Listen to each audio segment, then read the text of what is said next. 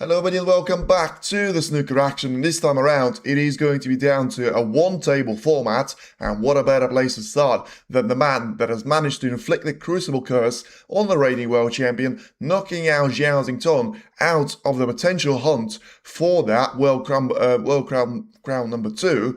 Now he's going to be up against the comeback king of the season, but ultimately of the championship as well. After having led Ali Carter for 4 frames to nil, he was 5-4 down. He managed to win that match 10 frames to 7, and of course down 9-4, 6-2, 8-3 against Ronnie O'Sullivan, still managed to come back to be the one, very much forcing a decider and trying to make sure that Ronnie didn't have the response. After he wasn't able to take his only chance at the decider, he was down to John Higgins to be a little bit too strong for the 7-time world champion, and then being down to so many frames to Robertson, 5-3, 6-3, 9-7, very much came down to the wire, but Higgins was just a little bit too strong. Even in that final frame, he's managed to, yes, he was a little bit fortunate with those, but at the same time, you have to say, you know, over the course of 25 frames, or as it was over the course of 23 frames, you would expect the luck to even itself out. So it will be John Higgins against Shaun Murphy, and two great players that are not going to be new to each other and facing off at the one-table format. It's happened before. It happened in 2009, where of course Higgins managed to defeat Shaun Murphy by 18 frames to 9. They have met before this season. Once at the International Championship, it was a really good win for Higgins, 6 frames to 2, on his way to try and become the runner-up to Weezer, that is still, by the way, going to be very much featuring at the second part of the draw. And then the second time, he was down at the UK Championship, where at that point it was Murphy's turn to try and book himself towards the next stage, and Higgins had to crash out whilst losing a decider to Shaun. So right now it does certainly seem like it will be down to the wire. The first session doesn't always tell you the whole picture, or you know what we're going to see potentially from those great players. But at the end stage, you probably have to put it down to, if both of them play well, then which one of the two is actually going to win. We'll have to find out, but for now, it's a great setup. It's now going to be down to a single-tamer format, and so let's see, as the walkout is about to be done. The stairs have changed, of course, as it's now only to a single table, so now it will be a different style of a walk for the players, and very much trying to appear out of nowhere. First man, the 2005 world champion, he's managed to have a fantastic clearance against Fan Jingyi in the decider. He's managed to beat Xiao Guodong, and now the reigning champion of Zhao Xingtong, he has certainly been the specialist against Team China. Is he going to be the specialist against Team Scotland as well? Because after knocking out Xiao Guodong, Zhao Xingtong and Fan Jingyi, he's going to be up against a 4-time world champion of John Higgins. Now to get those stairs away from himself and making sure that there's not going to be any confusion out there, he does make his way towards this semi-final, and for him it's about to get started here. And his opponent, he will be down to John Higgins, a 4-time world champion, the winner in 1998, 2007, 2009 and 2011. He's been here before in the World Championship semi-finals, The last one, of course, for him was back in 2022 where he lost out to Ronnie O'Sullivan. He's been here before to the one-table format after losing out back-to-back finals in 18 and 19. It's been a while since we've seen a Triple Crown win from John Higgins, but I tell you what, he's been defying the odds very much across the tournament, and he's going to try and do it again here in the match against Sean Murphy. A great welcome for both of the players, and now he will be down to may the best man win. When Murphy survived the first round match versus Fang, he's fated to win the title. Well, you'd think so, but, on the other hand, you've got John Higgins. Everyone against him was very much the favourite. Robertson was the favourite, O'Sullivan was certainly the favourite to try and win that 8th crown, and in the end, both of them has fallen a little bit short. So now he will come down to a decent opportunity here for John Higgins to try and take it away there. Time for Murphy to win another world title. Nah, listen, it's going to be a bit of an unknown, to be fair, because you've got the likes of Weezer and Mark Cullen that have never won it before in one part of a draw, and then you've got on the other part of the table where you're going to have John Higgins and Sean Murphy, the former winners. And you've seen the instructions there if you've been watching this on the main TV where, they were asking the fans to try and make sure they're going to clap a little bit longer, say they're going to have a time to take those stairs towards the backstage. Now, it will be down to Sean Murphy to get us underway and a break off in the first frame. It is going to be a great performance out there by both players and hoping that it will come down to the wire as well. For now then, it is going to be Higgins that get the first chance.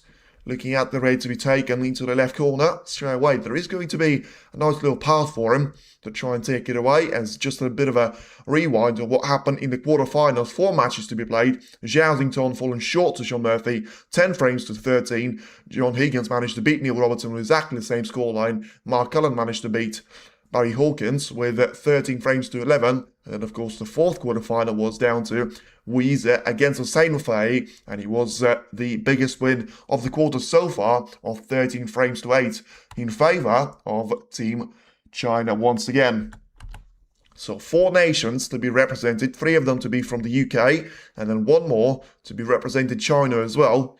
As once again we see a break-off shot there on a slow-mo. Nice little way for you to try and spread those reds out. Once again, trying to put the black safe pretty much every single time there with, you're sort of guaranteed to try and knock one of those reds into the black. And, once again, Higgins sort of refused the previous shot there. So let's see if Murphy's going to try and go for that long potting to be very much on the best standard there as he was possibly yesterday against Zhao and a really good session that he's played.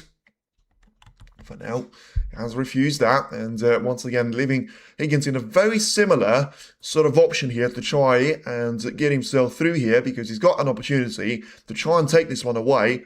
Make sure he's going to have a red, to be ideally taken into the corner pocket, but more importantly for him, make sure he's going to have a chance of trying to get those reds to be very much away from each other, and it's a bad shot there by Higgins. These are going to be very crucial to see what Murphy's going to be able to deal with those chances, because for now, he will be Sean Murphy to come back to the table with a decent opportunity to try and score some points. Although, I say it's a decent opportunity, where's the first red coming from? The one on the right side cushion closest to it, you'll probably be down to too much of a cut for you to be taking on. But the one into the left corner, you feel like, especially if you're going to try and drop that cue ball to be heading for the red, and trying to play towards the bowl colours, then it'll be down to a decent shot there taken for him. For now, it's a red to be taken into the left corner, and it's well played there by Murphy, because that wasn't an easy cut at all. And for now, he's certainly leading the charge to try and be very much the world champion as well. 38% for him. Weezer's going to be down at 35. And then the rest is going to be down to 22 for Higgins. And Mark Cullen is going to be bottom of the pack, with only 5% of you thinking that he will be down to him to try and win the crown, which I probably agree. I feel like, once again, Higgins does it very much against the odds every single time there. But is he going to be able to try and do it again here to set up a potential match with Weezer, which is going to be, I feel like it will be something very similar to what we've seen in Nanjing, where once again, Higgins played so well to get to that final, but just wasn't able to try and take it all the way, as Murphy wobbles that red into the corner, Didn't play that straight into the heart of the pocket, but still manages to be on the blue, despite having that red to rattle in the jaws for a while.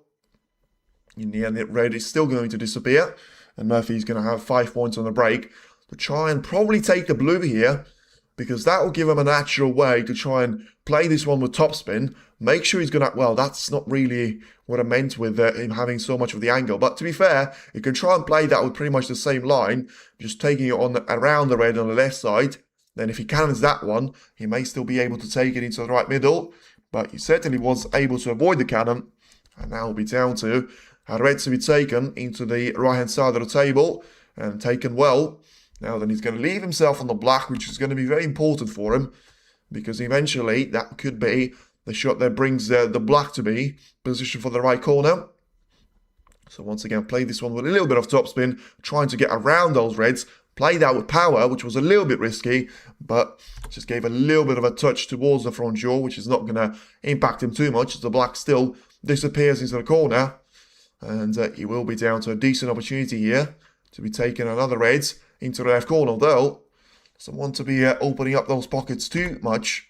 And despite playing that shot with a little bit of power, he needed to be slightly closer to the main target.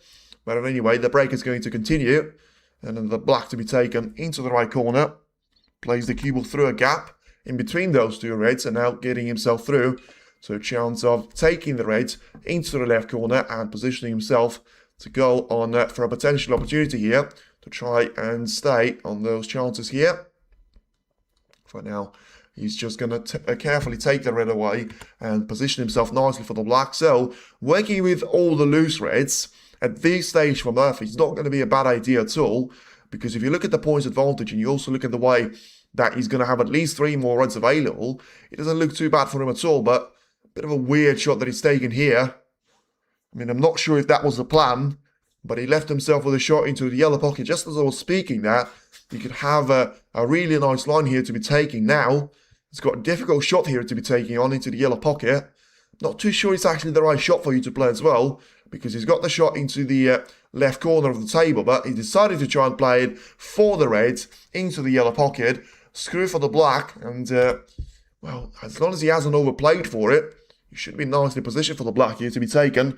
Want to be leaving youngest players still in the game. Well, to Weezer. Yeah, I mean, same for me. Same for me as well. But I feel like for Weezer, of course he'll be down to a single table format, which may still unsettle him a little bit. But to be fair, we've seen what happened with Allen in his match against Higgins and against Selby in those semi-finals, where it doesn't seem like he gets off to a good start at those particular matches. So yeah, you can see that mistake from Higgins, once again costing him dearly. And yeah, I would be very much on Team Weezer as well, but I feel like that will depend on how we're going to see those 2 matches go. For now, it's a mistake from Shaun Murphy, and he's not going to be able to win the frame with the first visit to the table. You know, I feel like he's unsettled himself a little bit after playing those more difficult shots to himself. And now, despite playing for the black, he's left a chance of the same red that he missed to be taken there by Higgins. So, of course, John needs to position himself. Well, I mean, the camera may suggest that it's going to be a red taken into the right middle, but that's a risky shot to be taking on, because you're going to have to try and play with a little bit of power. You can't play for the black, well, unless he's going to try and screw this one onto the black here as well. It's a risky shot there, and the fact that he's playing with this power makes it even more difficult. And for now, it's a brilliant shot there by Higgins, and this is something that I want to see quite badly, because if Higgins is going to go and knock out the likes of Robertson or Sullivan, I just feel like he needs a good start here against Shaun, and these are the shots that could get him to a good start that he needs. For now, taking the black away into the right corner and make sure he's going to be able to get that one in, and unfortunately, that wasn't the case. He has kind of put the black safe, but at the same time, he's managed to miss that shot, and now he will be down to Shaun Murphy to come back to the table. He had a little bit too much of the pocket there that he used, and yeah, once again, the first red was really good. In the end, the second shot wasn't quite as good, and yeah, Murphy's going to try and play this shot for the blue, because he hasn't got the black or the pink to be available to him. He's got 1 more red to be at the top end of the table, so especially with him getting 42 points of a lead, you feel like it won't be too long until he's able to close the gap of this frame not to be, well, out of reach there for John Higgins, and the one that Higgins cannot come back from. So just try and carefully play the blue away. Make sure that cue ball is going to be positioned towards those reds to be taken into the green pocket, and then after he's taken the blue for the second time, he should get the ability to try and play for the red to be taken into the right corner as well. So for now, Murphy just having a very brief look to see and what's going to be happening with him. Probably decided that he's going to have to try and play the red here into the green pocket whilst dropping it for the blue. Once again, using a great bunch of that pocket, but in the end getting the target in. And yeah, just having a look at the points. If he takes one more red in, which shouldn't be too difficult for him as he tries to carefully take the pace away from the white as he plays the blue into the middle, that will get him with 53, 54, 59 points potentially of the advantage whilst having 67 at the table. So needs to play one good shot there to try and get in behind of the red, to try and take it into the right corner or the right middle. It feels like he's got a little bit too much of the angle to try and drop the cue ball to being behind this red, so it probably will come down to playing the red into the corner, or he's trying to take it into the bunch. Is he going to be on the red? Is he going to put the red at the same time? No, he won't, and he's going to have a frame ball to be very much over the pocket for him. The shot that will take him, sorry, it's not the end of the break. It's about to have 5 more points on the break. It will be a shot that takes him 60 points clear, whilst only having 59 at the table, and now trying to put that cue ball to be lined up for the ball colours. May have actually been playing for the blue as well, but it's always better to try and hit those shots with a little bit more power rather than under-hitting it, and make sure you have to go for an awkward pink to be taken. And for now, it does seem like, barring snookers, he will be down to Higgins to find himself behind one more time. And yeah, Murphy just didn't really find any motivation to try and take it with the yellow. Just make sure he gets 4 more points in, so that now he's going to be 64 ahead, whilst having 59 on the table, and just having to play for one more red into the corner. Doing that with a rest shot as well, and make sure he will come down to a decent opportunity here for that cue ball to go onto the red, and he's managed to pop the ball, which certainly gets him now to a position of getting a 1 next to the scoreboard on himself. And tournament rest spot success 88% for each of the players as well. Murphy's very much known for being a great rest player, and Higgins probably is going to be known for being a very good all-round player as well. I think the winner of the title is from the other semi-final, brand new winner this year. Yeah, I feel like, it's going to be down to the way that those semi-finals go, because of course they're going to be played across 3 days, so a lot can change, but at the same time, you probably have to say Mark Allen and Weezer are not going to have any sort of real expectations there, because heading into the final, of course, it's going to be an absolute massacre to try and reach that final, but, they always say it's just down to trying to make sure you reach the one-table format. Now Murphy Higgins has done that. Weezer and Mark Allen are about to start their match at 7 o'clock this evening. And then it'll come down to just maybe the fact that we're going to be down to a single table setup may bring out the best of all 4 of them.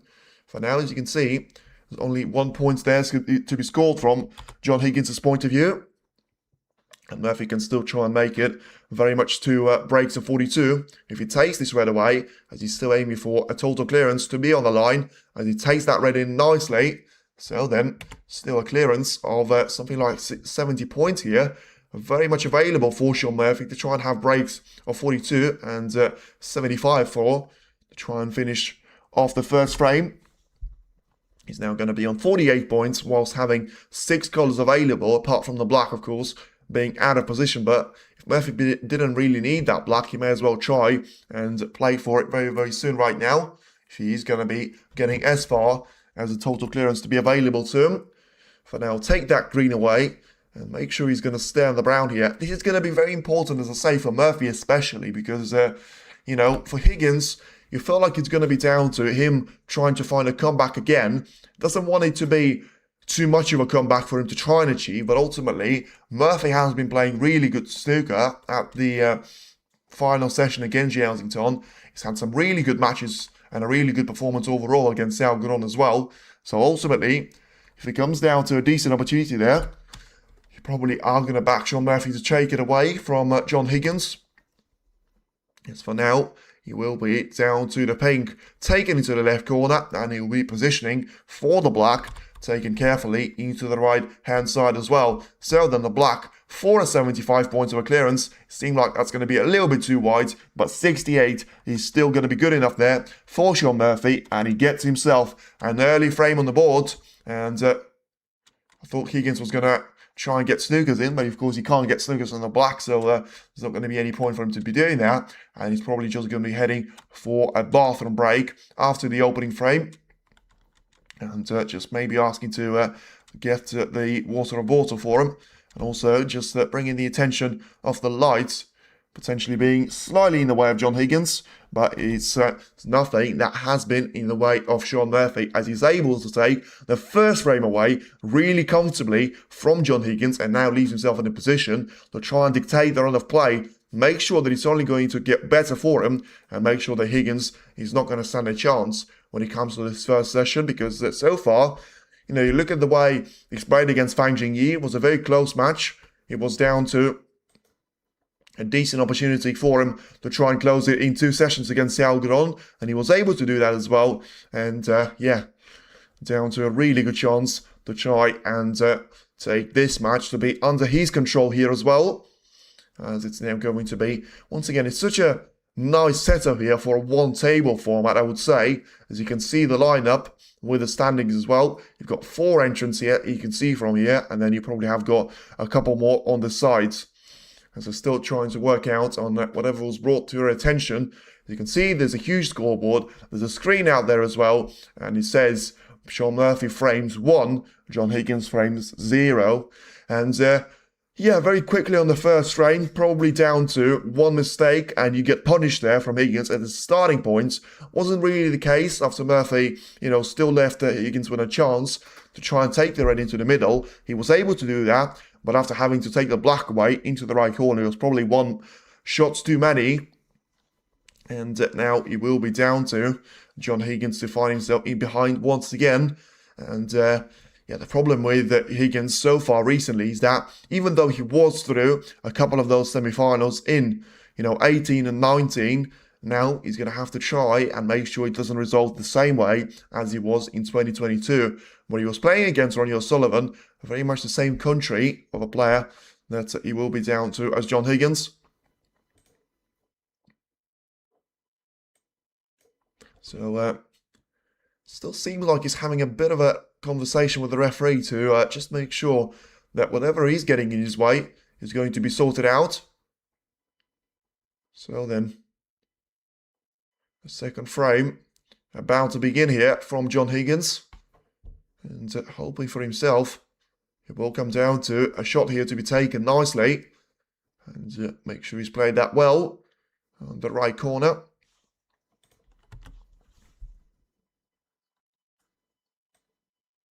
Yeah, it seems like he's having a bit of a thing there, because he wasn't really too keen to try and take that break off quickly.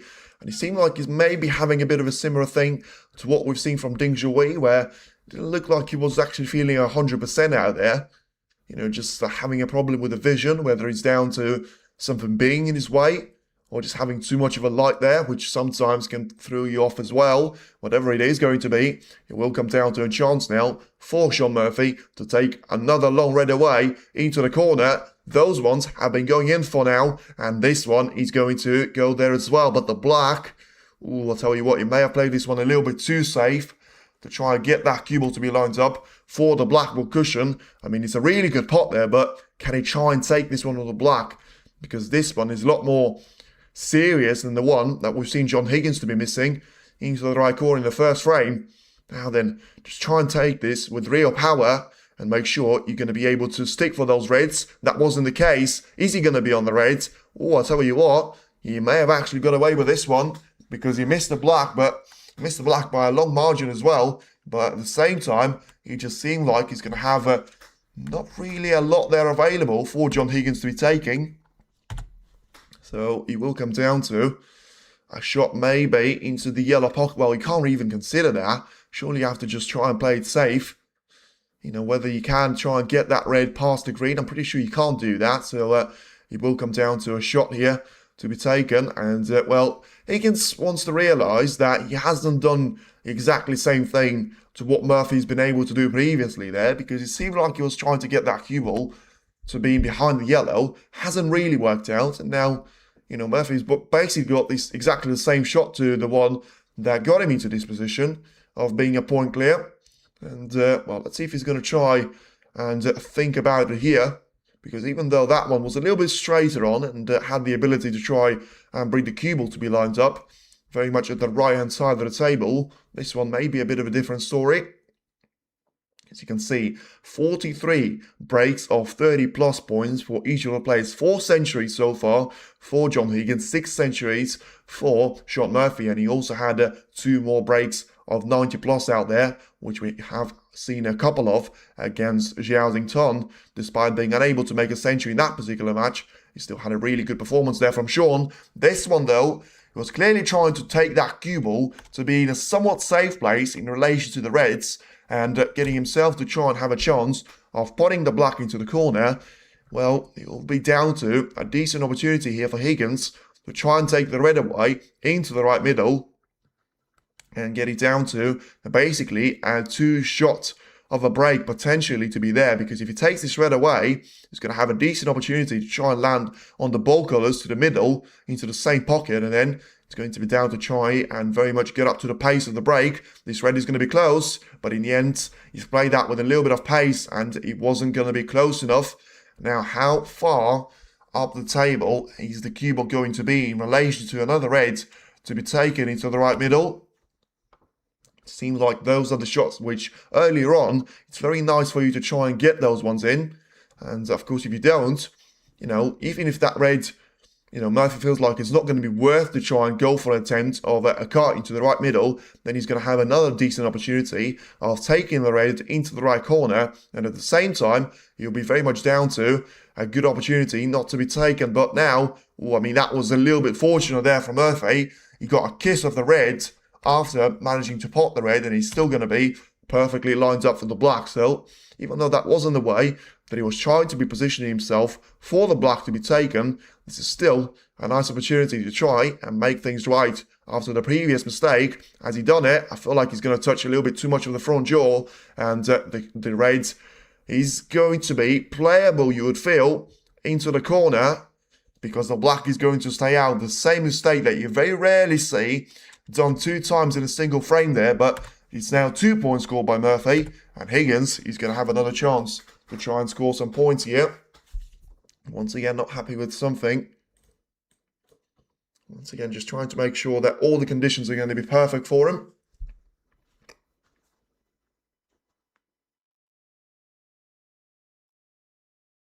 Let's have a look what the conversation is going to be about. What is something moving, maybe something in his eye line out there, maybe someone in the crowd, maybe someone of the cameraman. Anyway, whatever it is, it's a really nice opportunity there for Higgins to try and get the red away. He's going to have the black over the pocket, which sometimes can cause you more problems than is going to be a benefit for yourself, but he's going to be pretty straight on the black in relation to he can just try and play it into the open gap where he's going to have 3 reds available, a couple of them that can be taken into the middle, but at the same time, pretty much the same 2 that can be taken quite easily into the left middle of the table as well as the right corner. So then now 8 points of a lead. He's managed to play for the red that I mentioned, so once again, just one more good shot needed to try and either take the pace away completely for the cue ball and roll the red with no pace at all, or try and position himself to go for the ball colours to be taken and get that cue ball to be lined up very much down the table. I noticed in the Robertson match, Higgins was opening his eyes wide as he had blurry vision, or his eye for a moment. Yeah, well, it will be down to those little things which we'll be able to know of very, very soon here, because for now, he's about to go for the brown after tossing the red into the middle, and hopefully it's not going to be too big of an issue in the first session, although he's going to have that cue ball to be taken a very narrow line in relation to the pink, and of course, had he been a little bit closer and a little bit further to the left, that would have been break over for him, but now he's still going to have both of these options very much available to be taken into the right corner. If he's going to have an opportunity to try and play the red away into the right corner. He's going to have a decent opportunity to try and stay on the block here as well, and make sure he just makes the most number of points there that he can to himself. So for now, just making sure he's not going to be too tense and too nervous to try and get that cue ball to be heading into the main pack of reds straight away. He can try and bide his time a little bit until the point of maybe just trying to play, sort of the black away into the left corner. Make sure he's still going to be positioned nicely for those reds to be taken into the left part of the table. And just having one more look at the black before he's about to take this one away. Takes it nicely. So then topspin on the white. Just needs that one to keep rolling until he goes beyond the point of seeing the red and through the pink. And he seemed like he's just about done now. So now 21 points of a break, and having one more little look to see if there's going to be any more reds in the middle of the pack that he can try and take into the right corner. Seemed like the answer is going to be negative. Of all the players with one World Championship, surely Murphy's the most deserving of a second. I mean, it depends on how you classify deserving to, because Higgins, once again, seemed like he's not really giving himself too much of a, good spirit out there, because it's another red that, even though he wasn't perfectly positioned for it, but you still would have fancied him to try and take that one away. And now the same red is going to be available for Sean Murphy to be taken, and it's absolutely not the start that John Higgins would have been looking for. So now then, it's going to be down to a red to be taken into the right corner. He's going to play this one in. And how is he going to be positioning for the black for the third time in this frame? The previous two have been missing out on. And this time, it seems like he's going to be positioned a little bit better. Still not perfect in relation to the black having to be taken care of. And he's going to play this shot really, really well. And I'll tell you what, you may seem like he's only managed to get one of those reds into the open play. In reality, he's got around 4 of those now to be available. And it's a really underrated shot there by Sean Murphy. Make that look very, very simple because of how difficult the position was on the black, and still able to get that cue ball to be stuck in between those reds. Now he's going to have a decent chance to just use all the loose reds available, whilst, meanwhile, maybe it's when he's going to be on the third of the fourth one, trying to play the cue ball into the bunch and through those reds to be making sure that he's got a great chance of trying to take the black away, as he now gets himself lined up for the black into the right corner. So let me just try and get the stats on the screen to actually be functioning, because for now it seemed like they're a little bit slowed out there. And yeah, seems like it's going to be fine as it stands. So then, another shot to be taken here, and making sure that he's still going to have a decent opportunity to try and take it away there on the black that he's lined up himself with.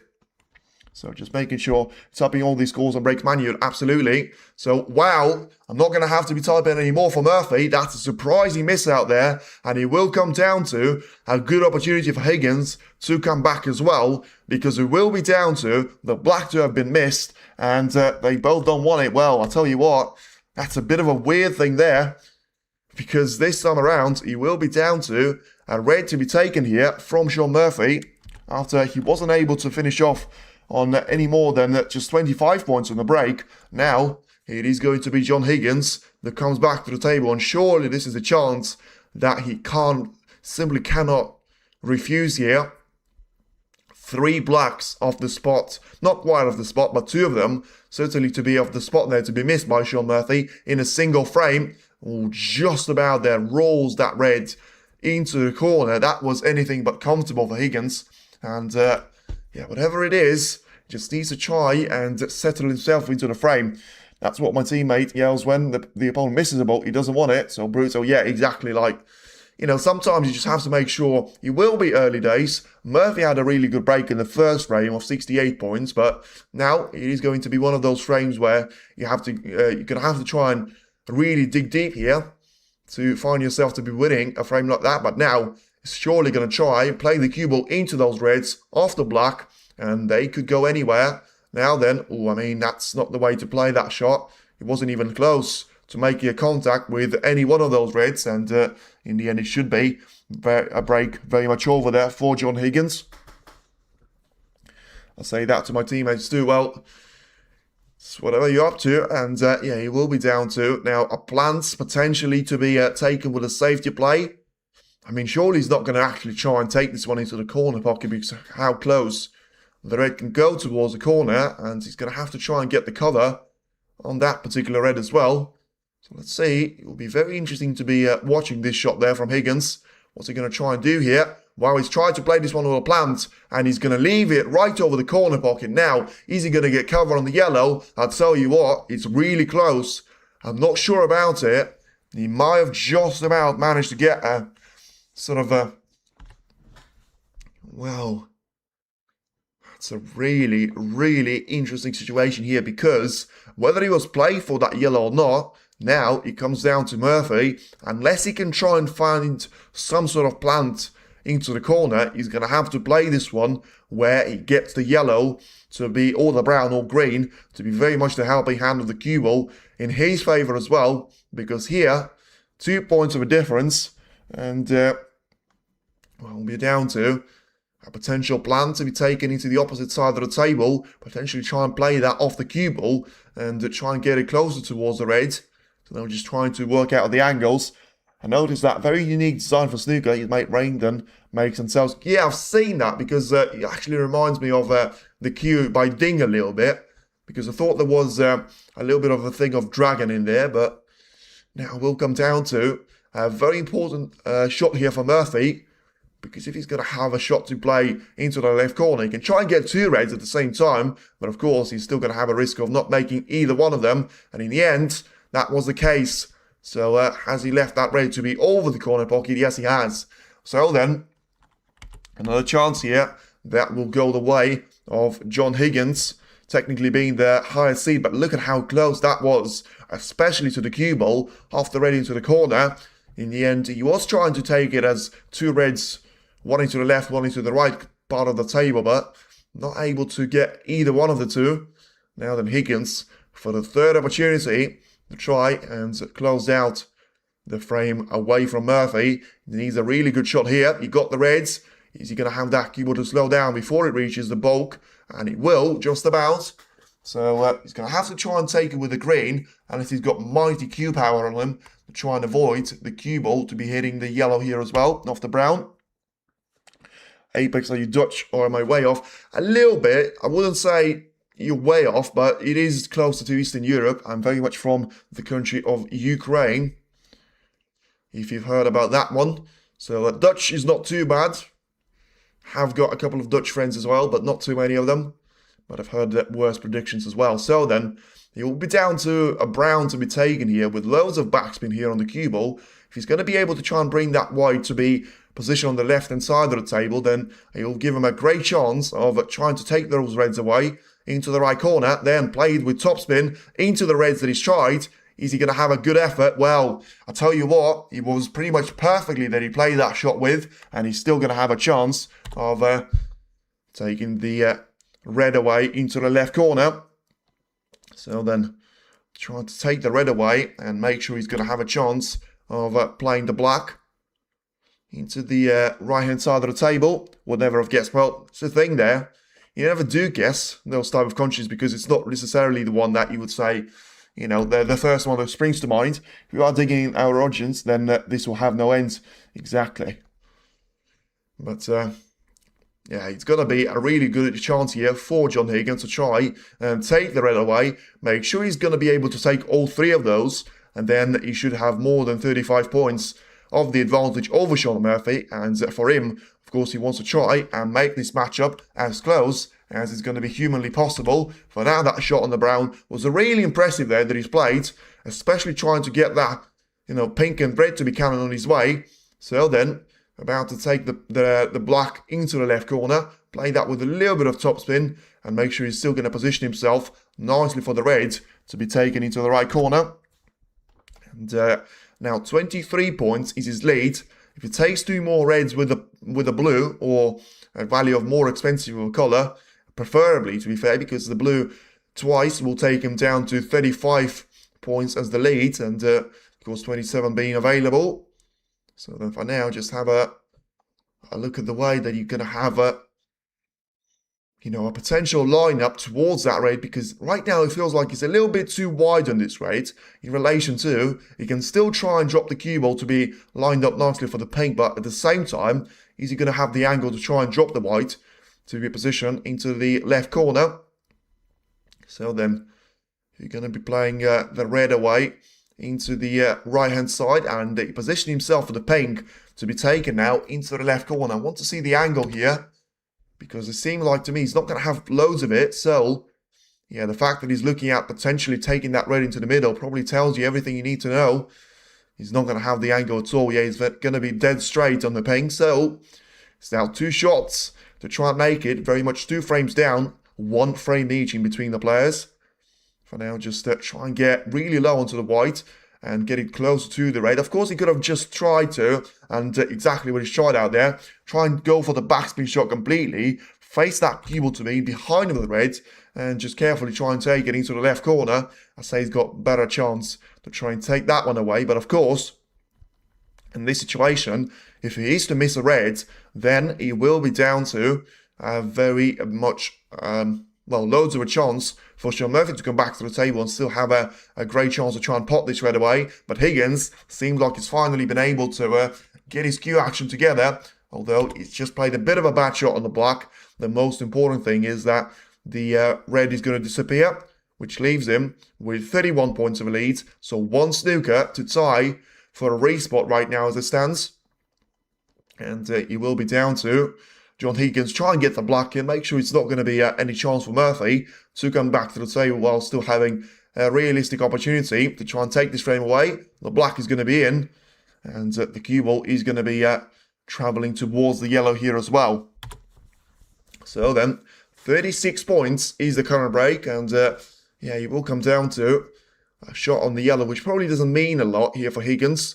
Depends on Murphy if he wants to try and battle this one out with pretty much 3 snookers that he needs. The yellow is going to stay out, and yeah, I feel like he may do that, but he may actually try to just concede the frame and make sure he will be down to a chance for him to try and battle this one in frame number 3.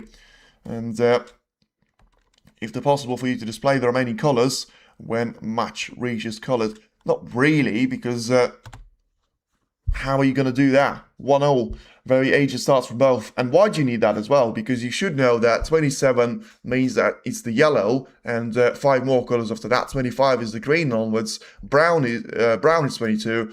Blue is 18. 13 on the pink, and 7 on the black as well. So, I mean, he could do that, but he will come down to maybe the previous shot that he's taken, although I'm not really sure how that's going to help to grasp the way of the game. 1-1, very edgy starts from both. And yeah, it's true, especially in the second frame. You felt like it was a bit of a different story from Murphy in the first one, because it actually looked like he was actually playing pretty comfortable.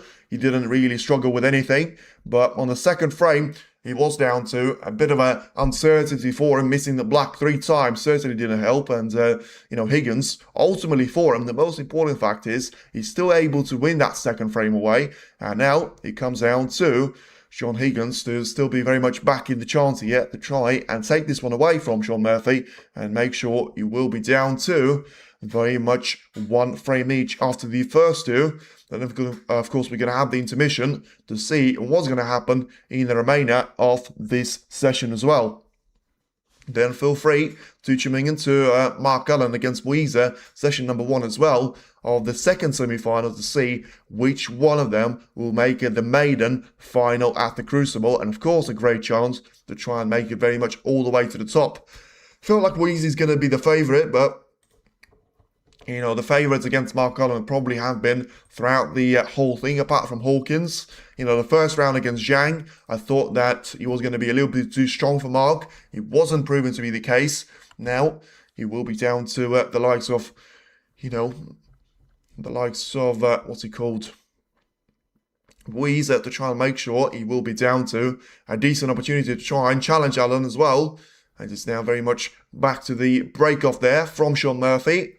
Make sure you will be the cue ball that it gets taken quite far up the table and position itself nicely in relation to the ball cushion here.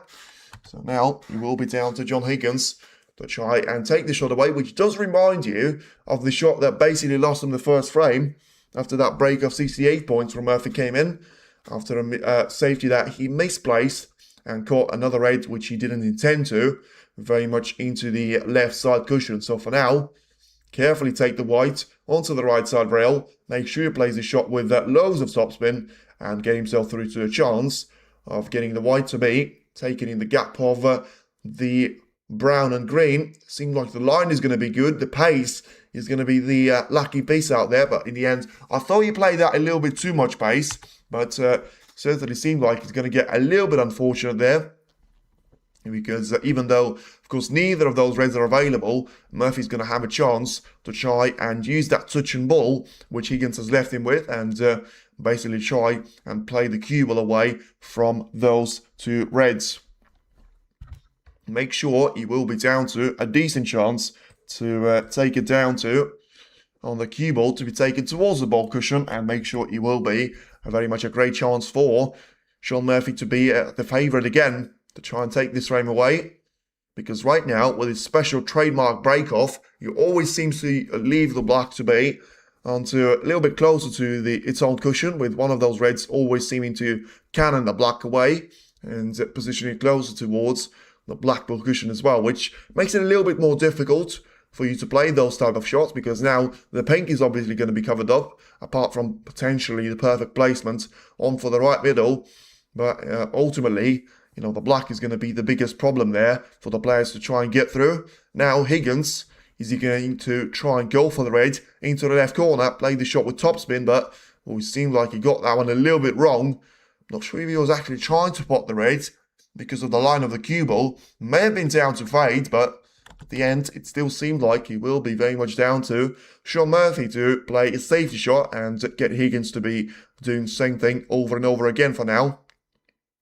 So, yeah, positioning himself to try and take the red away into the right corner may be a good idea had he sort of had available of a corridor to him right now. Probably something that is unlikely to be the case. And, yeah, playing the red away towards the left side cushion is probably going to be the most logical of the outcomes there for Murphy. Taking that with a little bit of topspin, make sure he's going to find a gap in between the yellow and brown and position the blue to be getting in the way of a couple of those dangerous reds, potentially to be taken by John Higgins as well. Because ultimately, every single time your opponent is going to be forced to try and take that cue ball down the table, you feel like you're actually going to be in a winning mindset, because you get yourself closer towards the finish line, and ultimately you get yourself closer to try and take it away from your opponent as well. For the meantime, you will be down to a red here to be taken into the left corner. Make sure he's got a chance to try and avoid the contact on the yellow, and he's sort of done that quite well there, Higgins. So he's going to position himself to try and take the red away onto the left side cushion there for Murphy, as he leaves one more of those reds to be in pretty safe position. Apart from that, the majority of the rest of them will be down into the open play, but of course a little bit difficult of not really having the luxury of trying to play for the black. Well, I mean, this is an interesting line there that the cue ball has taken, and it will depend quite massively, I would say, on how many of those reds can Higgins actually see, and how comfortable he's going to be feeling of trying to take the red away into the left corner. Because, I mean, this is a serious chance for him, because even though the cue ball is not really going to be heading into a place full of colours, but yeah, it seems like he's going to have to try and play a safety shot out of it. So just make it down to, well, that's a bad shot that he's taken. I mean, that red could have easily been played into the left corner. Instead, he's put it over the right corner, and it is a bad shot there that will leave John Higgins to be sat in his chair for a while there, if Murphy's going to be able to get through to the first colour. Can he even try and make it on the black? There's not really going to be loads of point in trying to do it on the black, so may have actually saved him there a little bit, Higgins, because it will be difficult for Murphy, because of how close the red is to the pocket, to try and manoeuvre the angles around and get himself through to a line of taking the white to be positioned on for the blue here. Has he played that? Well, he's played for the black, which, I mean, it's not the worst case scenario, but given what tendency he has got with the previous frame of missing so many blacks away, it will be very difficult, and a very important shot there that he's about to play, because ultimately the black itself only gives himself 7 points, because it doesn't actually go back into its own spot and still sort of becomes potable into all of those couple of pockets. So for now, he's taking that one pretty well, but as I say, now he will be down to trying to play the shot for the blue. If he's going to be positioned for the red to be taken into the right corner, it seems like he's just studying the options. But if he's unable to see that red closer to the right corner, then he'll have to be a safety shot to be played. Well, it's a risky thing that he's trying to think about, because he's going for a rest shot to try and cut the red into the corner, but it'll be very interesting to see, and where does he see that cue ball to be ending up in relation to the colour situation. He's trying to play for the black. Well, it's going to be way too low on this one for his comfort, so may still try and attempt it.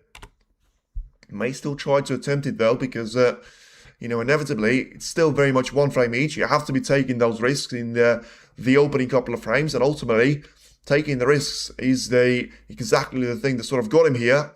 Now then, is he going to have what it takes to try and take the black away? He certainly will, but is he going to have a red to be taken into the left or the right corner? It seemed like a couple of them are going to be getting in the way of each other, so it may have to come down to a shot to be taken into the green pocket here as well, which is having a very close look at.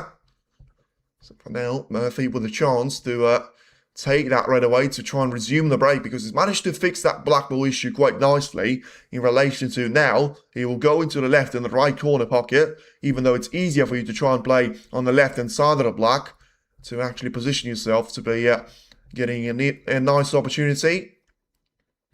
For now, it will probably come down to an extension that he needs. And, well, very interesting here.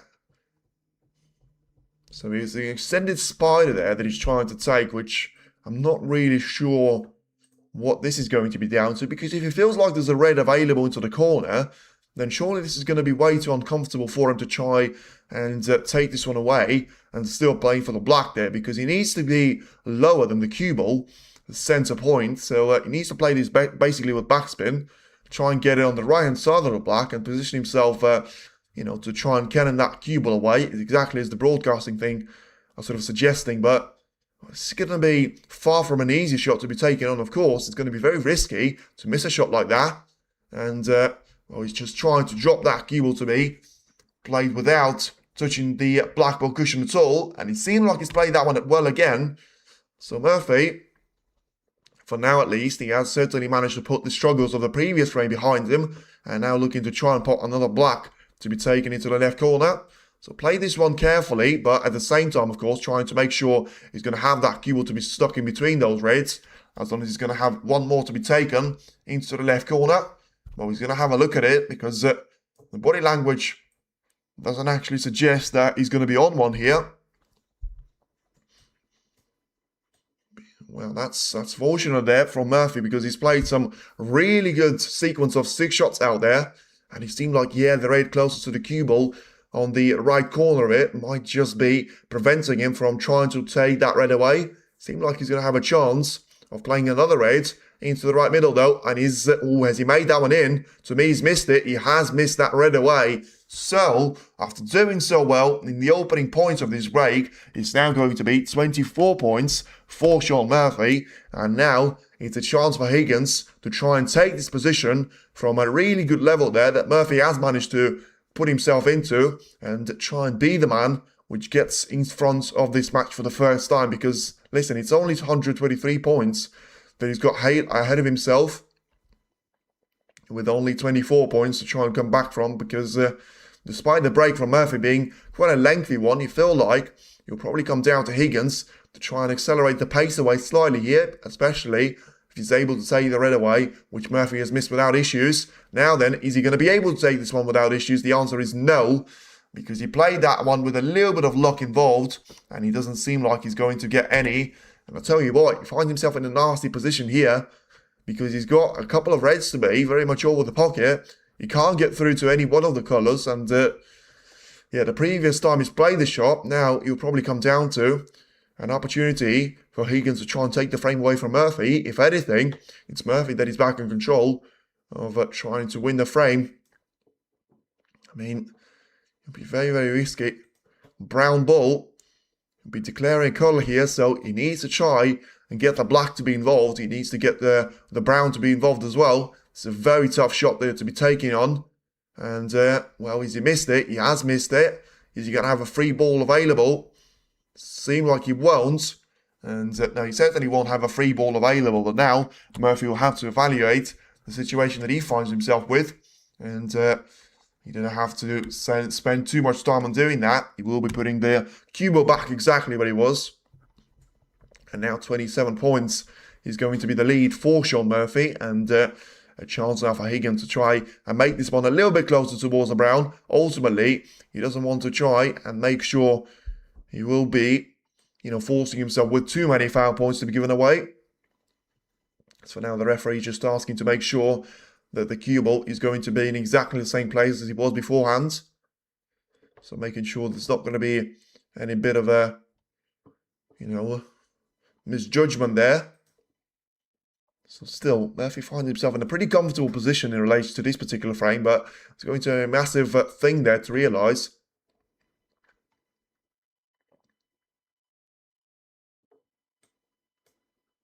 So, yeah, the referee just saying to Higgins that he looks good on the screen, so there's nothing he can do about it. Now then, attempt number 2 coming up. And once again, it's John Higgins that tries to take it away on towards the brown. And this one, he's going to be able to hit there, but where's the cue ball going to finish? And has he got the cover? Has he got the cover on the black here? Well, I feel like he's just about going to be in the way, but at the same time, there may well be a gap there for Murphy to try and squeeze that cue ball past the black, and there certainly is going to be a gap. So, has he played that with too much power there, Higgins? We'll have to find out later on, because for now, it's a chance for Murphy to try and make things right, but whatever you do, don't play this one straight in the face. And now, it's going to be 4 points to be given away for John Higgins, because the red is going to drop as well as the cue ball. So, yeah, very weird shot there that we've seen from Sean. And ultimately, it's now a ball in hand towards John Higgins, and he's got a red to be very much close to him and available to be taken into the left part of the table here. What can he try and do with this particular shot? And he still needs to try and bring that cue ball to be running towards the right hand side. And he got the red in. Now, where's the cue ball going to be? Seems to be a little bit pacey. Seems to be a lot pacey right now. And it could be just one more point there to be scored for John Higgins because of how maybe that was a sign that he wasn't really confident in trying to take that shot away, because now he needs a mighty shot on the yellow to try and get himself through to the next red, and it's probably not going to be something that is going to be worth taking the risk for. So just try and take it carefully with the brown, put that one towards the right side cushion, and, well, at least, it probably doesn't want the brown to be safe.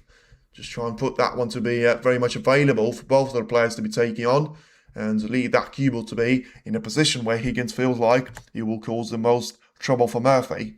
So for now, once again, back to he goes there. And it will be down to Higgins to try and take this one away after the shot of Murphy has been played, because it feels like, Murphy's still going to have a very thin cut available to him.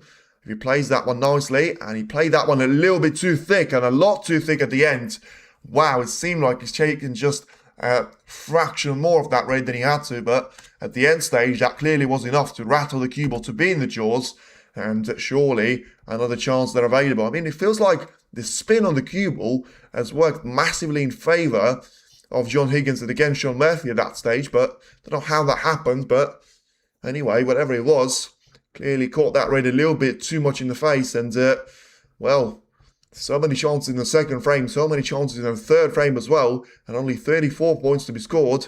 It's Higgins, once again, looking for another red here to be taken. He's taken plenty of those so far in the first 2 frames and a half, as, well, there was a minor touch towards the front jaw, and he's going to ask the referee to clean the white here, because he's still got that red in, but at the same time, the cue ball is going to find himself in a little bit of trouble here, as he tries to go for a shot on the blue to be very much available to him. So there's a chance to try and take the blue away and make sure that cue ball is going to keep on running towards the top side of the table. before it reaches the point of having to take the blue away into the right middle, play that shot with plenty of power behind it as well. For now, what's he going to be able to do with this one? And he's been able to take that blue away. Now then, he needs that cube to slow down. And he needs to make sure he's still going to have a chance to try and play his hand pretty confidently there. Something that we have seen in the match against Robertson, where he was a little bit too close to the blue ball spot. Of course, it's something that wouldn't happen now, because there's going to be plenty of spots available. But at that point, the blue had to be respotted right in below the cue ball. And of course, that forced Higgins to be in massive sort of trouble. In the meantime, still finds himself in a little bit of trouble here, being 16 points behind. But ultimately being the player at the table certainly helps on the fact. And yeah, he will be down to a red here to be taken into the corner. Probably should play that red with a little bit of backspin here on the cue ball.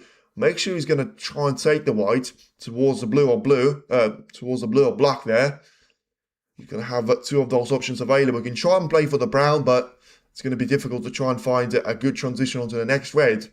So he needs to be trying to think 2 steps in advance. For now, take this red away and position himself to be taking this one nicely. I mean, he's taken that red away pretty well, but he's actually overscrewed there with the cue ball, and it ends up to be perfectly onto the side cushion. Still lines up for the green, still lines up for the yellow, and still lines up for the black as well. But you feel like it's going to be down to green or black to be taken, because the yellow gets you nowhere near the reds that he can try and take into the right-hand side of the table. So then, for now, play this shot with topspin and make sure you're going to be able to get the black in. He's cannoned a couple of those reds, and is he still going to be on one? Well, the black is probably going to have a word to say about that. Just feels like Higgins struggling to try and get himself to the pace of the frame. But he's getting through a couple of the reds, and let's see if he's going to have a chance to try and cut this one in as well. It's a cut back into the corner, and at the same time, he will be down to a side cushion to be very much hosting that cue ball for a while before he tries to go closer to the ball colours, if, of course, he is to be taking this red away, which seems like the mindset for him is going to say yes to that question. Still needs to take this away, and then the position on the collar is not going to be a guarantee. Just about taking it, but just about wasn't really what he needed, as he's going to get a little fortune here on taking that green away, as he cannons that cue ball into the green, pushes it closer towards the yellow pocket, and now able to take the green away here. So 27 points is going to be the lead, and before this break has started now, he will be down to just 7 points here and make that 4. As Higgins is able to take the green away, doesn't want a contact on the brown, and he does get a contact on the brown. So, once again, it will come down to which one of those reds can he see? Can he see the one above the pink? Well, he certainly can, but the question is, can he see the one lowest in the entire pack there? It seemed like he's playing for it, but this is not an easy shot at all for you to try and take away into the right corner. And, well, has he played that a little bit too close into the front jaw? He has. Has he left a chance for Shaun Murphy? It seemed like the answer for that question is going to be he has as well. So then the break has ended with 18 points to be scored, and it will come down to Murphy to have a decent opportunity to try and take this one away there. Pot success 84% for each of the two of the players. For now, probably being down to the first red to be taken. He had to play that with loads of the backhand jaw to be used anyway because of how close he was to touching the pink first. Played that shot really well, and now the break of 4 points is going to get extended here from Murphy's point of view as well. So far, he hasn't really managed to find his feet in the first part of the first session here, but at the same time, he's getting himself through this opening phase here, which sometimes can cause you loads of difficulties. And if you're not behind after the first session, you certainly take that as a positive as well, because of maybe you haven't played that well and you still find yourself to be right in there with your opponent. But, you know, I did actually think we're going to see Higgins to come stronger in the first session with that 5-3 to be my prediction. But at the end stage, it does seem like, well, I'm very surprised, by the way, that Murphy's winning the poll with 80% there to his name. Weezer with 33 and 23% voting for John Higgins as well. For now, he's trying to take the pink with plenty of power behind that shot, and he's still going to have a nice lineup there as he takes that shot away, positioning himself nicely for the red to be taken now into the right corner. Just about able to put his cue without touching the red. And now he's going to be able to get himself through a chance of playing those shots with a black. Still, 59 points available. As he takes this red away, he'll come down to 51 here, being available to Shaun Murphy. As he takes the black with it as well, gets himself now through to 49 points of in total for this frame, 25 points of a lead. So probably 2 more reds than he needs to take, and then potentially 2 more colours as well. And then he should have that lead to be over 35 points. It's now going to be down to 26. And yeah, it felt like Higgins was never really in comfort of all the shots he was taking. Even though he was able to recover for a majority of them, he had to stop at some point. And in the end, he had to stop on that red after actually playing, a fine shot on the black. It was just one too many shots there for him to be asking of himself. And now it will be down to Shaun Murphy to take that red away. And 33 points of a lead. He will be down to the pink here to be taken into the right corner.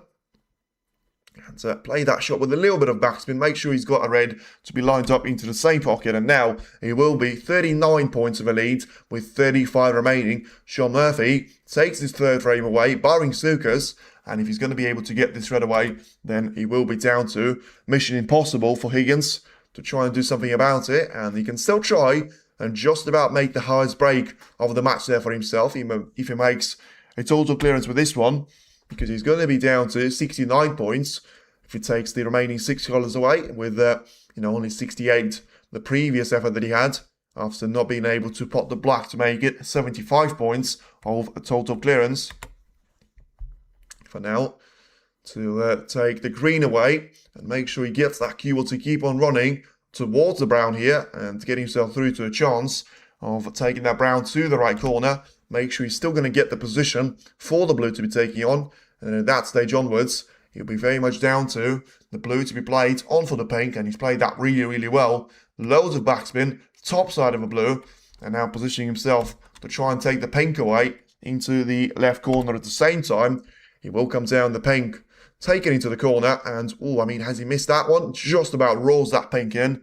So 62 points of a break. Can he try and finish it with a total clearance? He certainly can, is the answer. It is 69 points there for Shaun Murphy, and he manages to get himself through the third frame, which, looked like a bit of a struggle for him, as the 8th seed of the, tour of the WSD will come through the bit of a tricky third frame and still make himself to be the one leading John Higgins by 2 frames to 1.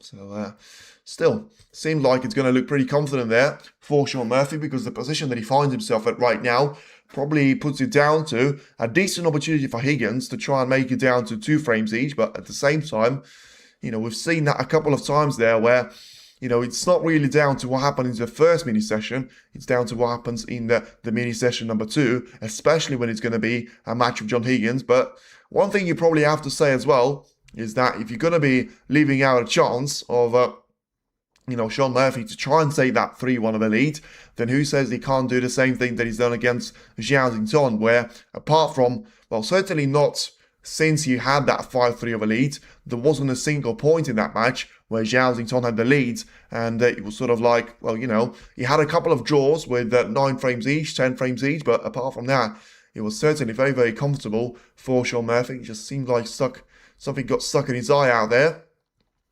Hoping that he won't impact his vision at any stage of the next frame, which will be the last one before 15 minutes of a break. And then he'll come down to, after more than an hour of snooker to be played, then he'll come down to 4 more frames of a showdown before, inevitably, we're going to take it over to Mark Allen and Weezer. So many mistakes in the last frame, that was true, but at the same stage, you probably have to say it's extra impressive there for Murphy to be winning this frame after making so many mistakes anyway. Now then, Higgins had plenty of mistakes to his name as well. Only 90 points that he scores in the opening 3 frames. He's going to try and make sure he'll be better than that in frame number 4, because now he still finds himself in a position to try and make it a draw out of this game.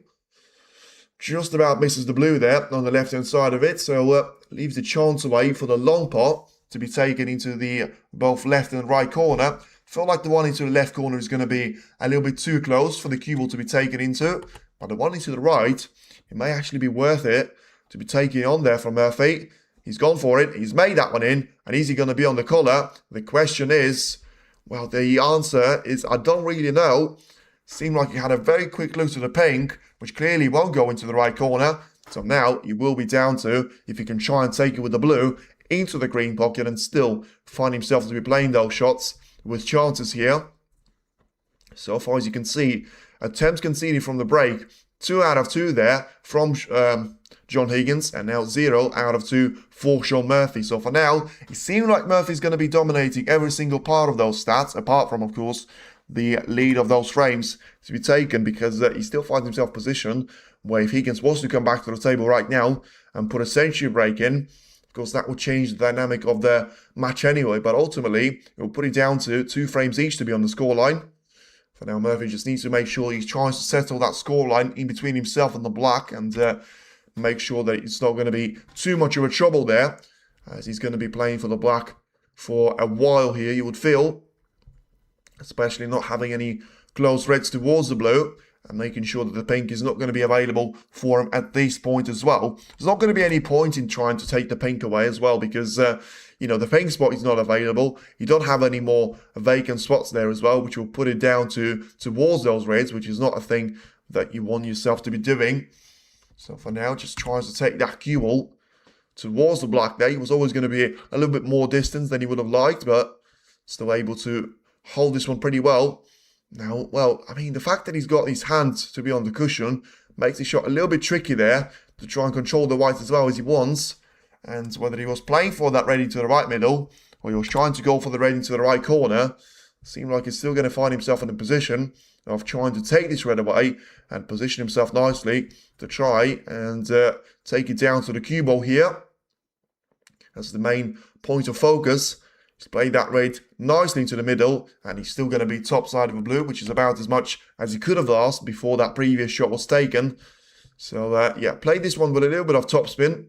Make sure he gets himself through to a chance of trying to split the reds away from each other as soon as he's managed to take all the loose reds away from the table here, which he feels like he's got 2 more of at least, because he's going to have a chance to take the reds that he's obviously landed on, the lowest of the pack, in between the pink and the black here, and then he's going to have a red on the left of the pink, which will take a good position sense, but at the same time, it's still going to be a red that counts for you.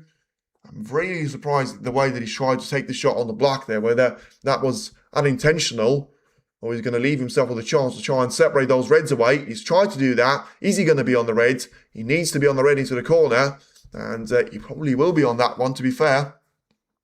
Once again, a great shot there. Really well played for Sean, because he manages to, you know, keep that cue ball to be rolling towards those reds while still having plenty of spin on it. And also, to be fair, he's not going to have a red available.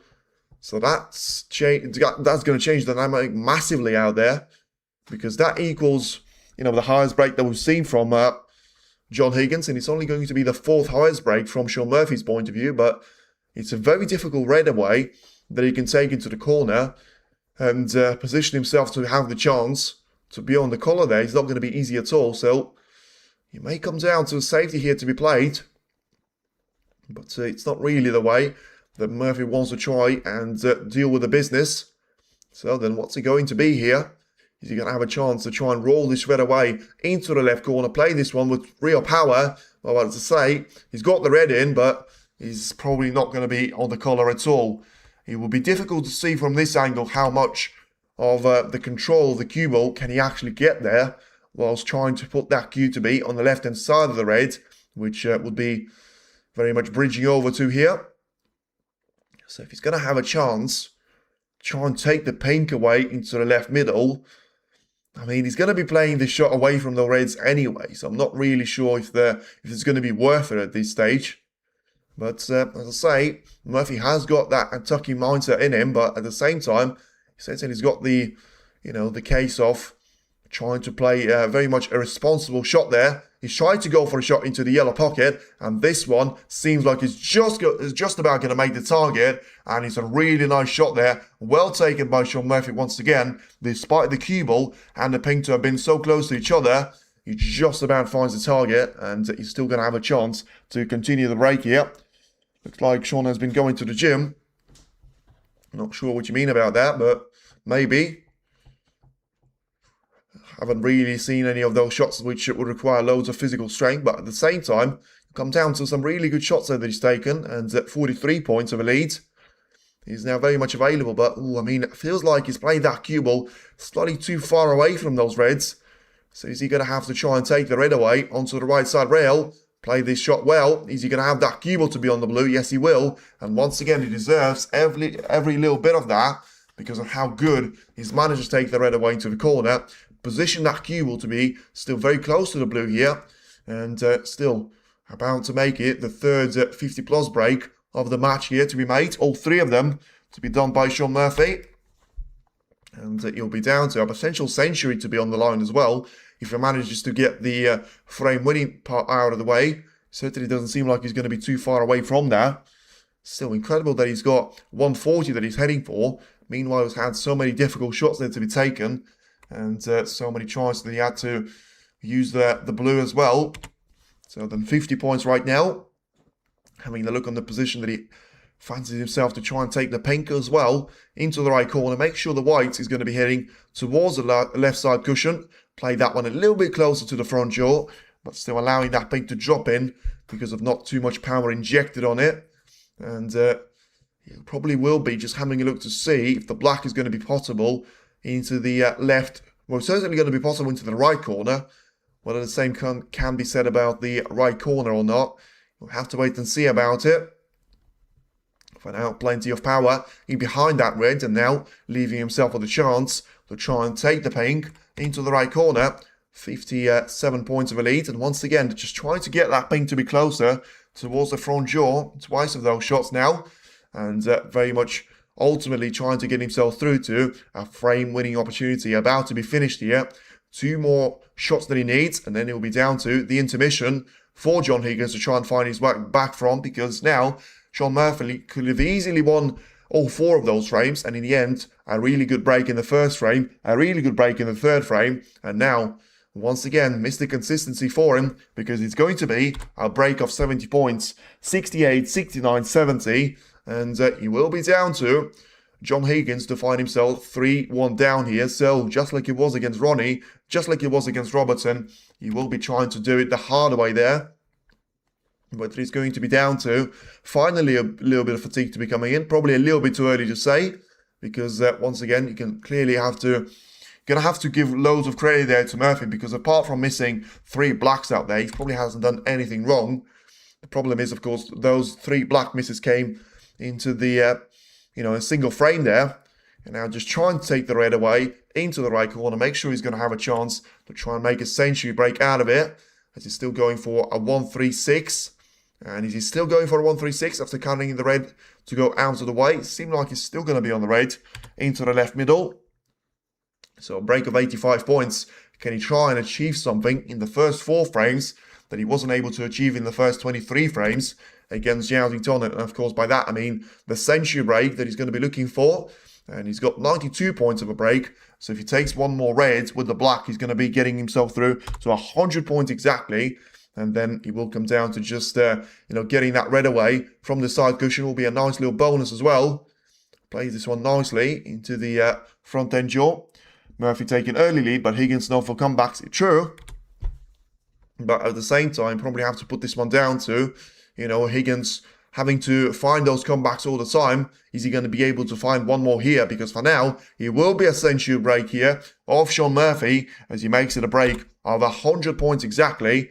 Not really going to be lined up for the red to be taken into anywhere but the yellow pocket. Carefully alongside the cushion, and didn't play that one too close to the target. But still, it's a break of 100 points, which will see him to take a really good lead of 3 frames to 1 over John Higgins after the first 4 frames. Make sure you're going to tune in for very much the great of the action out there as well, because for now, it's a break of 100 points there from Sean Murphy, which leaves him to be having a 3-1 lead against John Higgins. Stay tuned in 15 minutes time, the action will resume, and so will the players will come back to the table as well. For now, it is Higgins that has got himself a 3-1 of a deficit to try and come back from. 90 points that he scores, 334 for Murphy. Ball spotted 94 to 27. Pot success 91 to 84.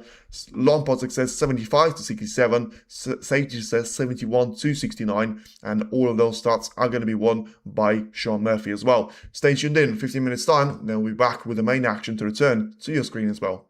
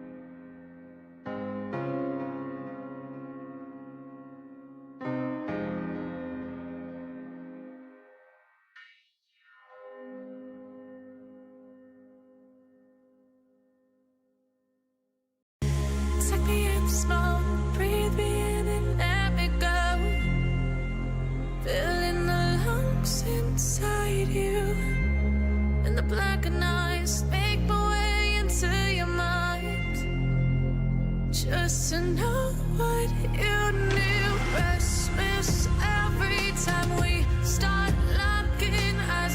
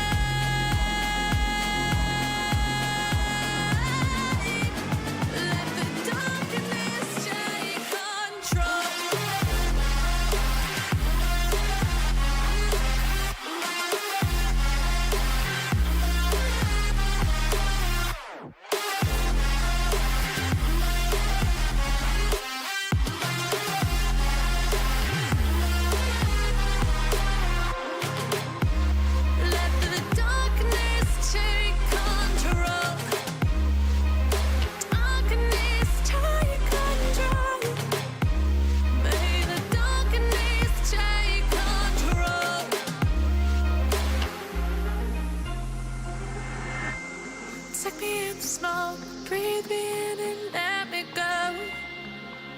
Sink to your heart to find you. Open up your eyes till you're blinded by the lies, so you can see what you do. Restless every time we start locking eyes. Lost control. Oh, it's paradise with honesty right at heart. In the dead of the night, teardrops on the floor. The pain is over. Feel the darkness take control.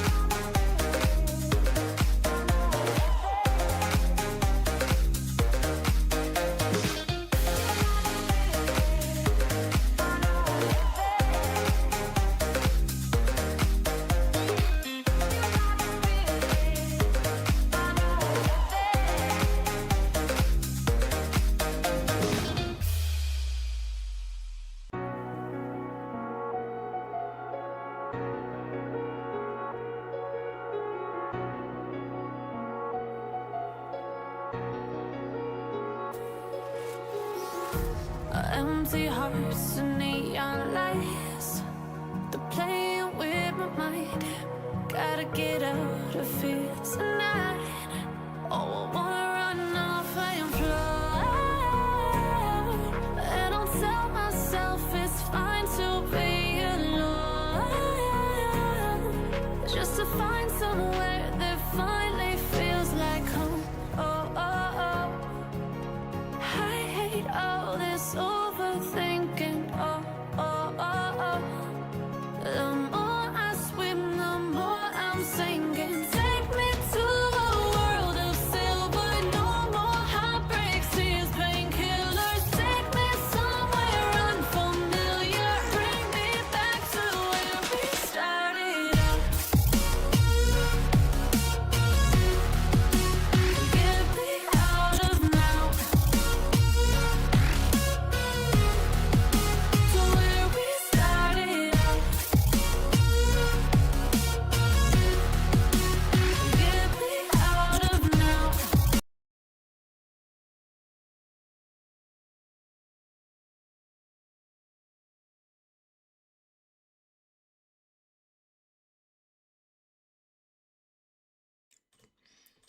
Alright then everybody, so the intermission is almost over and let's get ourselves back into the seats for the action to resume once again, because for now, as you can see on the scoreboard, it is going to be Shaun Murphy that leads John Higgins by 3 frames to 1. The table looks very, very nice indeed, and now it will come down to see which one of those players will be able to make the most out of these conditions, the most out of the table, and ultimately the most out of the situation as well. Because for now, as of course we can imagine, it will be advantage over to Shaun Murphy as well, because you feel like he probably will be down to a decent opportunity there to be taken from either one of the players to try and get through the 5th frame without issues, and then, of course, that will be down to a scoreline to very much replicate what has happened in that 5th frame. Because if Murphy's able to win it, then fair play to him. He's managed to guarantee that he's not going to lose the first session away to John Higgins, which is already great, and he's probably very likely to do that later on in the match anyway. But for now, he's still going to be down to a great deal of snooker to be played. And just have a look at the chat there. 15-minute break, Shaun takes the day. Murphy is on an upwards trajectory. Yeah, but Higgins has made nasty comeback till now. Both of these points are true, but both of these points, I feel like the point of Murphy being away is probably going to be a little bit more relevant, because now Shaun Murphy and John Higgins and the referee of Tiana Wallison all 3 of them will make their way back towards the table, and a 1-table setup is about to welcome all 3 of them as well.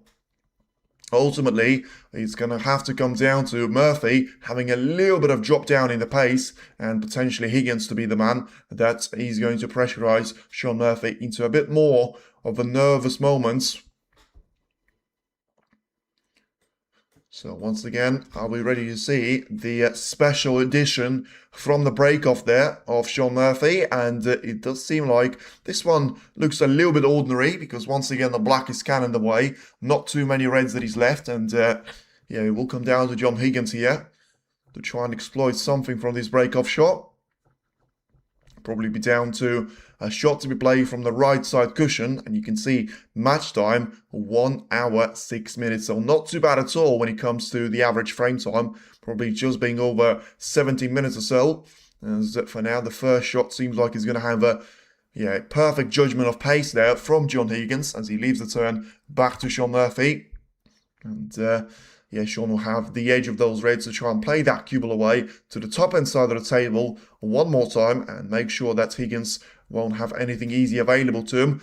Feels like he was a little bit too close to those, jaws of the pocket, which may have actually compromised the line there with the cue ball. It didn't really affect it too much because he still managed to have, loads of distance in between the cue ball and the red. But now Higgins potentially can try and make his way to be taking a red, potentially into the corner. Depends on how much he actually feels like that's going to be something for him to try and do.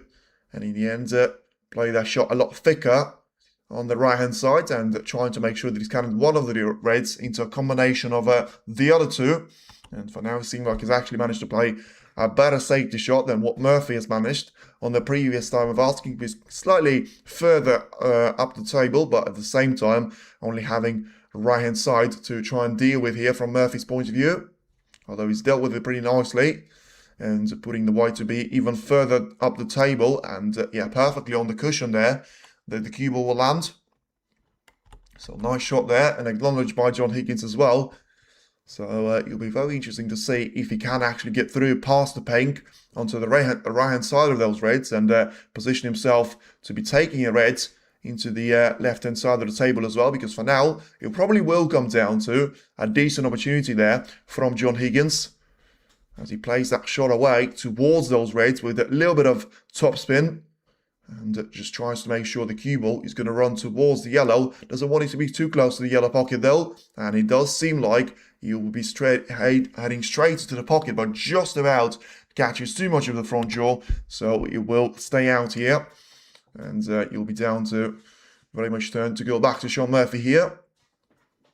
So now a chance to try and play those reds onto the left corner for probably the third time in the frame.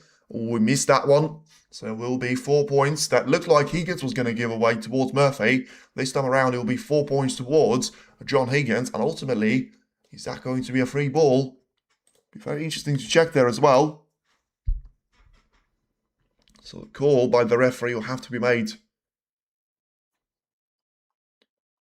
There's not going to be any free ball. So, okay. If it's not going to be a free ball, then it will come down to an opportunity here for John Higgins to make a decision of trying to put Shaun Murphy back into the position that he was in previously and try and make sure that he's able to execute this shot better here. So once again, trying to take this one very tight, but this one is taking it a little bit too close to the pocket. Has he managed to get that cue ball to run away from those reds there with enough of the, well, maybe those reds getting in the way of the red that he's intended to try and pot into the corner, but in the end, the answer is no. Just about needed that cue ball to run a little bit further up the table, and he'll come down to a chance of trying to cut the red into the left corner and make sure the white is going to come across and hopefully for himself get past all those reds and colours and get himself through to a chance of taking the blue here with being on the top side of it. Now then, the cue ball has gone past all the reds and the black, so he played that shot really well with that regard, and he's still going to be positioned nicely for the top side of that blue. So it does seem like John Higgins is going to have a decent opportunity to try and take the blue away into the right middle and position himself very much be the man of, trying to take this frame away, very much with a commanding lead there, away from Shaun Murphy. As you can see, nothing higher than 36 points that we've seen so far from John Higgins, so he needs to try and improve on that department for now. And just looking to try and take this one away into the right middle, probably play that cue ball with a big bounce off the left side cushion, of the right side cushion I should say, but to be fair, I mean, it won't be an easy position until he's able to try and get the pink into the open play, which he technically has got a chance of trying to do now. I mean, I'm not sure if he's going to be willing to take the risk on because he's got one of those reds to be not quite ideal in a straight line. The cue ball is going to be heading towards the pink and the blue, so if he tries to get the pink available and the pink spot to be freed up of any reds, I mean, that will boost his chances of trying to take this one away from Murphy massively. But, I mean, I'm not sure if he was trying to do that or he was trying to just play for the blue. Either case, he's now going to find himself in the position of not having the pink available, not having the blue available to a great extent either, and only just about taking that red into the left corner of the table. So, yeah, wouldn't be surprised at all if he's going to be forced to try and take the cue ball towards the top side of the table and make sure that he will certainly come down to a decent opportunity of, trying to take the blue away. So then just having a look at it, he may try and use the blue as the cover point there and just try and bounce it away towards the side cushion, but in the end, and he will be the brown that is taken. So just 11 points there that he scores, 4 of those to come from foul shots, and 7 more to come of a red, a blue, and another red that he's taken. So then gets it down to 131 points at the table. Still, now the position of the pink is going to be a lot better. as he now goes into the left middle, into the right middle to a decent positional play as well, and into the right corner, probably the most important pocket of them all, as Murphy, for now he's taken a really, a very thin line there of the cue ball. Has he managed to get cover on the blue for one of those dangerous long raids to be taken into the corner? He seemed like he has. The crowd in behind Murphy are applauding that one, and they certainly will know if Higgins is able to get through to that raid, which seemed like to me it'll be a little bit too close, but in the end the decision is going to stand there. Murphy has played a good enough safety to keep Higgins away from having any sort of temptation of trying to take those reds away. Now trying to take the cue ball to be played into a straight line, into the green, and now carefully positioning himself for the shot to be taken into the left corner, and he will come down to a decent opportunity as well for Sean Murphy to try and take the same red away that I mentioned. He nearly left away for Higgins. Clearly the blue was getting in the way out there, and now it's one of those shots there which is difficult for you to try and take away comfortably, but at the same time, long shot game for Murphy so far has been really steady. Now he's missed that red and he's fluked it into the yellow pocket. So even though he's not going to be on the colour himself, he could also be a very important factor there in him not allowing Higgins to get anywhere near those reds. And in the end, he feels like it probably wasn't anything that John was going to gain there. Maybe he could have taken the red next to the black there, but even in that case, he would not have been on the collar. So, if anything, Murphy put himself under a little bit more pressure here. And, he will come down to the black that he's playing towards. So, let's see if there's going to be a touch and ball there that he's called. So he will come down to Higgins right now to try and make something out of this position. It does seem like touch and ball has been called here. And it will come down to a chance of just playing that cue ball to be taken away here onto the top side cushion of the table in relation to the ball cushion, and he's played that into another red, trying to get the angle on the cue ball. Once again, he's going to be close towards the yellow pocket, but this time around, he manages to get himself out of trouble there, which, Murphy was always going to get away with it whilst having the black available to himself, with not sacrificing too many of those foul points, but at the same time, it's now Higgins that is able to play a decent shot away. And those long shot games for Murphy are probably going to come down to a bit of a pause here because of how little he can see on the right-hand side of the table and how little can he do with the left-hand side as well. I mean, there is going to be a red next to the black ball cushion there, apart from the pack of 3 there, which you can try and take away. And is he going to be playing for a red to be taken into the left corner? He's decided to go for it, and he wasn't too far away. Now, where's that red going to finish? It's going to finish very much on the plate there for John Higgins. Well, Murphy thought it was worth it to try and take the effort into the corner. That didn't prove to be the case. That red got a little bit too close to the corner pocket at the end, bounced away from the pocket, and headed straight towards the blue, had a contact with the blue, and now he's going to be finishing quite close to the yellow pocket here to be taken. So still a nice chance away for Higgins to try and make another thing right there for himself. Because if he gets a line where, he plays this with a little bit of backspin, tries to get around the yellow, and then he'll come down to a decent opportunity here to try and stay on the ball colours. Yes, he's going to have limited availability with those colours, with the blue being out of position, but, one more glance at the position that he needs. He didn't want to have a touch on the yellow though, and that is going to put him out of position again for the next colour, apart from the green that he can try and take into the left middle. So, all you have to do is try to avoid the contact point with the yellow, especially with so much of it that he's taken out. Put the yellow safe, and, do you try and roll in behind the green, which is going to be a risky shot in itself, but ultimately, what does that give to you because of so many of those loose threads to be available? Surely Higgins is going to be able, surely Murphy's going to be able to try and roll up to one of them and make it safe there. For now, just, clearly it feels like that was something for him to be considering, and he just tried to take that green away, out of position again. So now he will be down to 11 points of a lead, and once again, just a single point to be scored there from Higgins. And back to Murphy goes with all the mistakes that Murphy has been making, but Higgins just doesn't seem like he's able to score anything out of those mistakes. And Murphy still finds himself in a very comfortable position to try and recover the 11 points of a gap that he finds himself with. So still trying to take the red away into the left corner or towards it. Probably is going to be blocked off by the black there, but try and take the cue ball away into the left corner is not going to be the worst thing that he can do, especially if he plays this one pretty well in terms of the power. Manages to block off all of these reds there, or at least a good bunch of them. I'm not sure if he's managed to block off the one that will actually go into the corner, and it'll be very interesting to see if Higgins feels like that's going to be the shot for him to try and consider to be taking on towards the right corner here. For now, probably not really the case. And down to playing the red away towards the right side cushion again. Or just trying to bounce that cue ball away from that red and making sure it's going to be nicely positioned towards the cushion to make sure that if that red is going to finish in the open play, which he has, it won't be a temptation for Murphy to try and take that red away into the right corner of the table. For now, just having a look towards that red and making sure it's still going to be positioned nicely to try and take it away here without having too much of a risk that he needs to rely on. That cue ball is going to be close to the corner. In the end, it was just about far enough from the jaws of the pocket as well.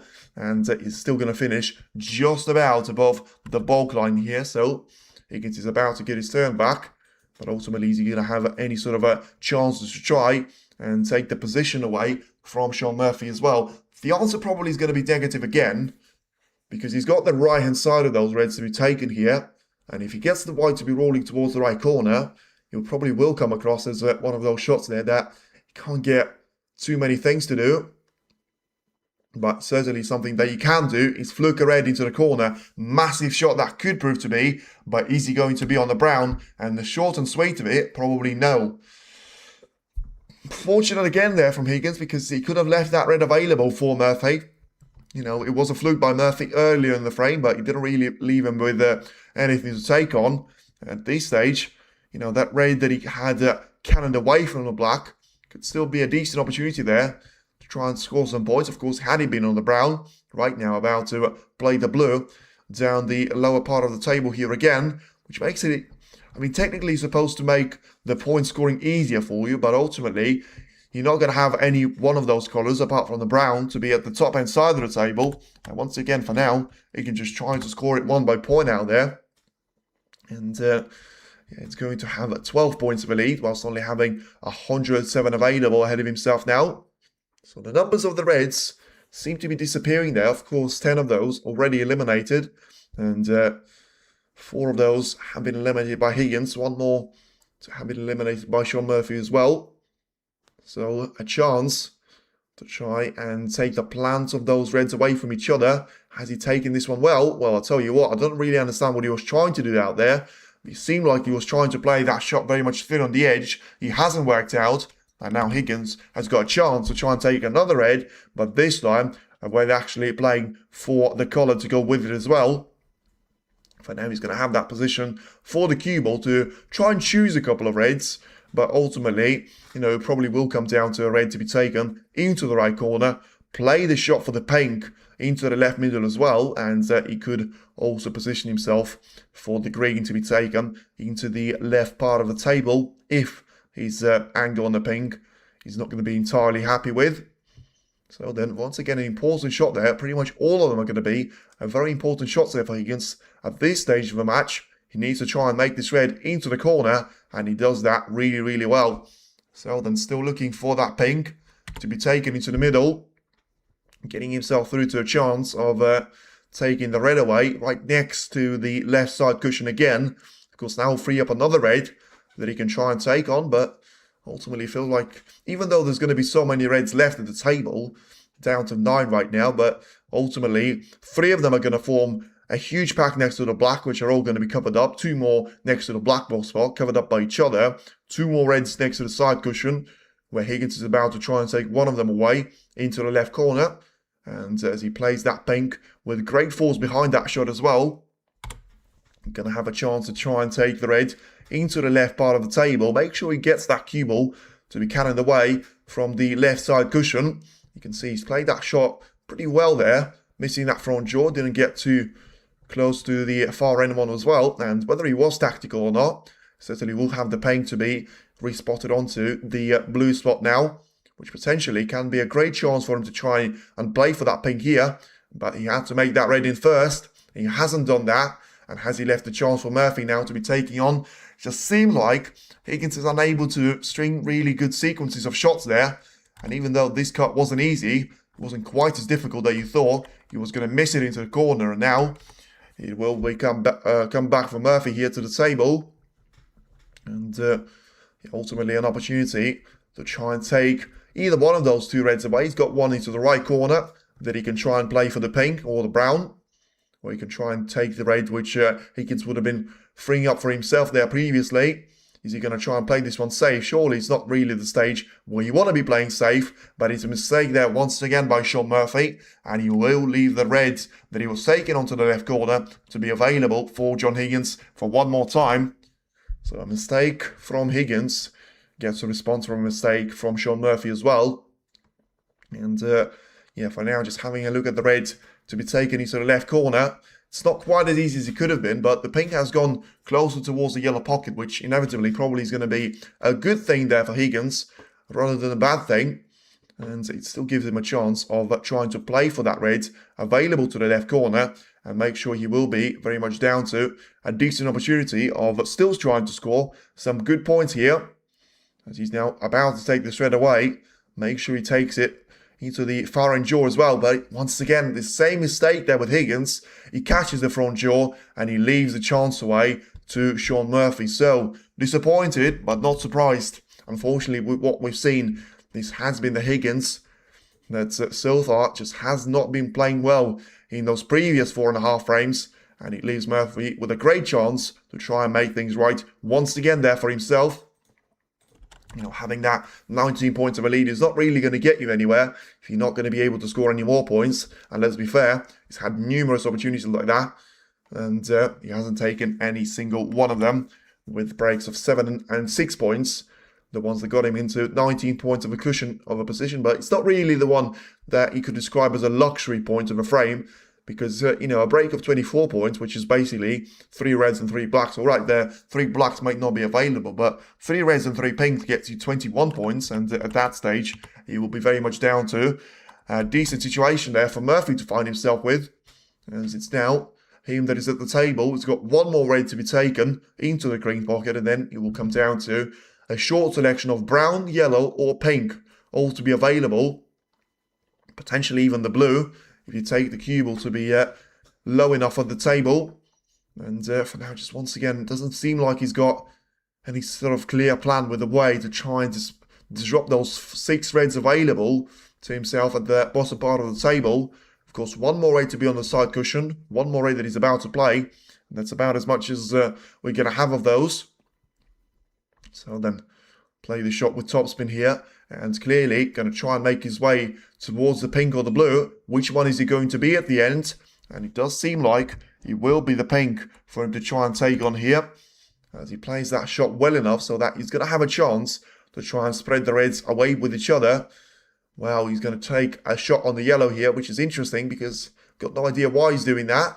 And he's still tried to do the same thing that he was trying to get himself through to a chance of doing from the pink. It hasn't quite worked out, but he may still be in there with the chance of trying to take the red away into the right middle, not touching the cushion at all, and just trying to play that purely on backspin there into the reds. In the end, caught the green, and still manages to get that cue ball to be positioned right behind of the red. So, I mean, it's not quite going to be as easy of a shot to be taken on, but at the same time, probably will be down to a decent opportunity to try and play for the colour.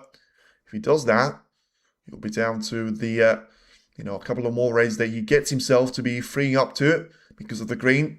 Changing its location a little bit. The red is going to be heading nicely into the middle pocket. And now it is Shaun Murphy. He's about to try and put himself in a position of, first of all, potting up 100 ball in those 4.5 frames. And making sure that he'll get a chance to try and spread those reds away from each other. But the blue is going to be missed. And surely Shaun wasn't happy with the way that he played that shot out there. Whether he wasn't happy with the conditions, the pocket, anything else, he will be down to the blue. That is going to be missed. And a shot now on the red. That is going to be left for John Higgins here. Once again, 8 points of a lead that he's managed to keep here. despite all the errors made previously in the frame. And it does come down to Higgins having to realise that he'll put the blue onto his own spot. So usually you would say he's got a great chance of trying to take at least 2 more reds there, get the points available down to 59, and then just trying to work his way into 3 more of those reds to be taken. Is he going to try and do that with the blue here? About to find out. He leaves himself with a chance to play either pink or blue here. So then finally on 21 points. They're looking to try and take the blue away into the right corner. But right now, certainly not going to have anything on his mind to try and separate the other reds away from each other. So then the red, which he still left himself with a bit of a cut to do now. Playing for yellow, brown and blue, which, you know, the top side of the table does finally start to take a little bit of shape, with brown and green still being out of position out there.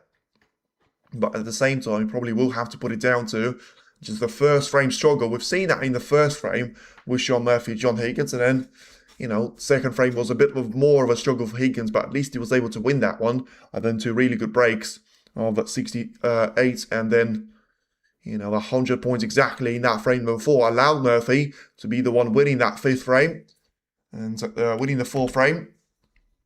And now in the 5th frame here, we've got a chance for Higgins to try and extend his lead once again back down to 20 points.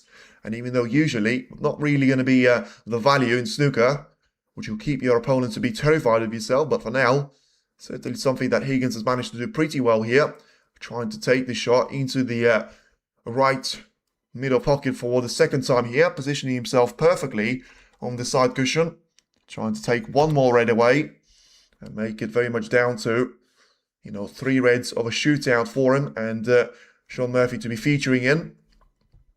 So this has got a very low chance of coming in because of players never taking those type of shots in. So, of course, if he does miss it, he needs to make sure he gets that cue ball to be somewhat safe in relation to the reds. So then, it was probably always going to happen there. He is unable to take that red into the corner and now position himself to have a chance and give a chance away to Shaun Murphy here. So now just being on the right side of a pink, is he going to have a chance to take this red away? And play it away from the side cushion again to be lined up on the brown, blue or yellow. And he's not going to be on the blue. He's not going to be on the brown. So he may just about be on the yellow here, which, I mean, once again, he's going to be way too straight on the yellow at the end point of this shot. And might have to consider to be taking the brown or blue here, because at least that will give him some sort of chance to try and play into those reds. But once again, just having to take a second thought to it. Now having a look at the blue, which, I mean, you can take for 5 points there because, you know, the brown could get into a line. The yellow is basically just 2 points, take it or leave it. And is it going to be, you know, the brown to be taken into the left middle? It'll be a bit of a different situation here in relation to the blue here to be taken into the left corner. And he's tried to play that shot here. He's got the blue to be in the pocket. He's tried to play it into the reds as well, but in the end it's going to be just 6 points there and a safety to be in the horizon for Shaun Murphy, as he now puts himself down to 14 points of a lead there alongside John Higgins, and he's now going to hammer the cue ball to be far away from those reds and try and get a couple of those foul points to potentially be achieved there from Higgins' point of view as well. So for now, give it back to John Higgins there as a turn. 14 points as the lead. Once again, just a reminder, 51 points at the table. So he probably is going to be one of the longest frames we're going to see in the entire match there. Certainly the session. Because for now, it has been pretty straightforward. And, you know, you take a chance, I take a chance. And then one of us will be able to finish it pretty quickly. Now, with very, you know, few opportunities to be giving a chance away with how close those 3 reds are going to be positioned just to each other, but also to the green and the black. It's taken it in a nice straight line, but just wants to make sure he's not going to be able to hit the black, and he's done that pretty well in relation to, he may be a difficult snooker for Shaun Murphy to try and get out of, because now he positioned himself clearly to be in behind the black here, but ultimately, just having a look at the replay, yeah, the cue ball just about stops the black there from heading up the table, and yeah, he will be a contact made with the red first, but he will change the momentum and the dynamic slightly of the way that Higgins can try and take those shots away. But in the end decides not to be doing that and just takes it down to a red with a minute contact. So there won't be a touch and ball on this occasion here. So just try, and of course this is where, you're just going to have to try and keep playing it into the reds. Make sure you're not going to be the player that leaves a touch and ball to your opponent. So then, once again, Murphy's done that. Just trying to push the red further and further away. And make sure you will be down to a shot to be taken towards the right corner. So, yeah, he, of course, needs to try and do that, but you'd also basically tries to make sure the position is going to be as close to as possible, though it's the one that trying to take those reds to develop a little bit. And now Murphy, he's going to have limited visibility on those reds, but ultimately, potentially, the part of the reds that he needs to try and play it safe is going to be the one that he can actually see here. And trying to play it in behind the green with relation to the other reds. But in the end, there probably is... Yeah, he might have a chance here to try and play this one very thin on the edge. Make sure he's going to have a contact point with that red, but still get that one to be closer towards the bowl colours here. So still, an opportunity is there for Higgins to try and get this frame on the board. It'll feel like a massive win already, even before the end of the first session, but ultimately probably have to put this one down to a decent opportunity there to be taken by either Higgins or Sean Murphy here. For now, once again, here's a chance to try and put that cue ball to be in a safe position beyond the bulk line. He needs to get a really good contact point on this one though, and he needs to make sure he misses the black at the same time. So it doesn't open up too much of the angle there for himself. He's done that, and now let's see. At least he'll force Sean Murphy to be the player trying to roll up to those reds, and as he finds himself to be 14 points behind, is there going to be real value in trying to just roll to the reds backwards and forwards there? I have to wait and see the answer to that particular question, but Murphy probably won't mind that one too much, because he won't only be 14 points now as a difference in between John Higgins and Sean Murphy. So for now, I mean, once again, we've seen a couple of those shots there where you just have to try and roll up to the red, but I mean, in a straight line, it's not really the shot that you want to be taking on because of a potential fade there, but he's trying to play this one very thin on the edge. He's played it well, as long as the cue ball doesn't drop into the yellow pocket, and it's not going to be dropping in the end, so just about stays out of the yellow pocket there. So Murphy's able to get away with it to the extent, because, of course, if it dropped in, it probably would have been a very high chance of a free ball, though probably not have been available at this stage. And Higgins just had 4 more points to be available to him, as he's now unable to see the reds onto the right side, and now potentially trying to work out the red on the left-hand side as well. I mean, potentially if he plays that shot into the right-hand side of it, he'll probably be down to a shot to be taken towards the reds, and tries to try and make sure that all 3 of them are going to be lined up for the black ball cushion there, in close proximity to one another. But once again, the frame time is now over half an hour, and it still doesn't seem to be a quick resolution to getting out of this particular position here, because there is going to be a chance for Higgins to play this one very thin on the edge, but it's not really the chance he's going to be looking for. He's taking that one very thick on the edge at the end, and he's the same red going to be possible there for Sean Murphy, because he's going to have a chance to get that cue ball to be running safe, and at the same time trying to pot the red away into the right corner, get that gap to be closing down a little bit, because in this position, all 2 of the players will need every single one of those 3 reds, and it comes down to that advantage for Higgins not to be that big there as you might think about it, but for now, the red is going to be attempted into the corner, and it's not going to be made into the pocket out there. So 14 points of the lead is going to stand there for Higgins. Ultimately, the same red is now going to be very much possible to him as well, and he's now got a decent opportunity to try and take that red away and make sure he will come down to the cue ball to keep on running as it gets past the pink, and just make sure that it's going to get you in a position where you're going to find yourself to be on the top side of a paint, which he hasn't really done here. And I mean, thinking about the black, you're not really going to be able to do anything else apart from just trying to pot the pink and turn it down to the 2 more reds that you need. And of course, Shaun Murphy will need a lot more of a total clearance to be available for himself to try and win this frame. For now, the pink will take Higgins 21 points of a lead with only 43 at the table.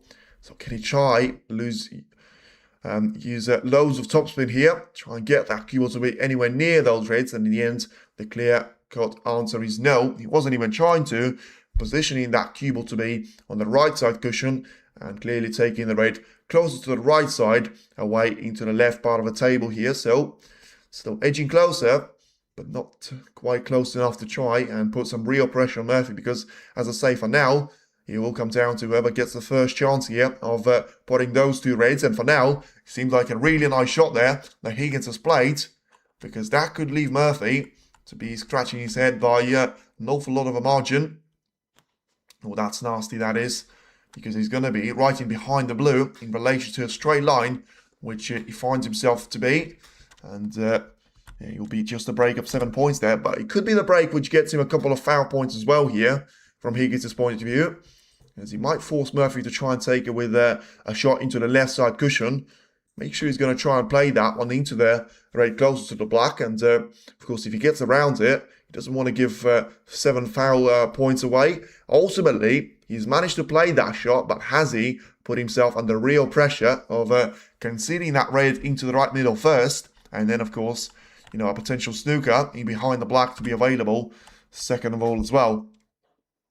So Higgins just going to have a very quick look to see what's going to happen to the red as he tries to take it away and into the right middle. Play the shot with a little bit of backspin just to make sure he's going to try and keep it in behind the black in case he misses this red. And ooh, I don't know how close was that to be making a contact with the pink. Anyway, he managed to play that one really, really well.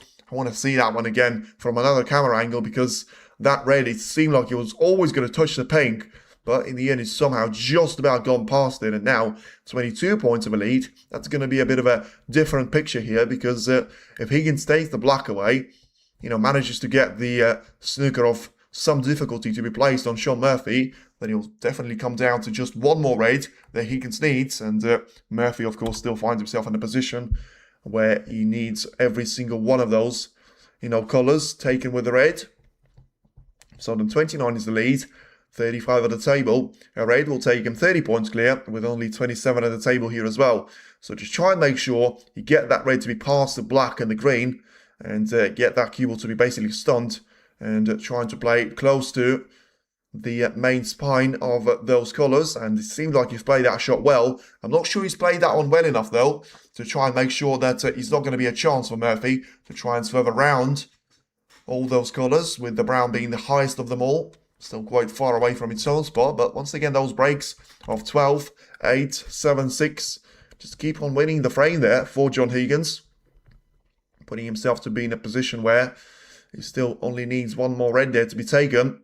And now Murphy trying to swerve around, and that wasn't nice.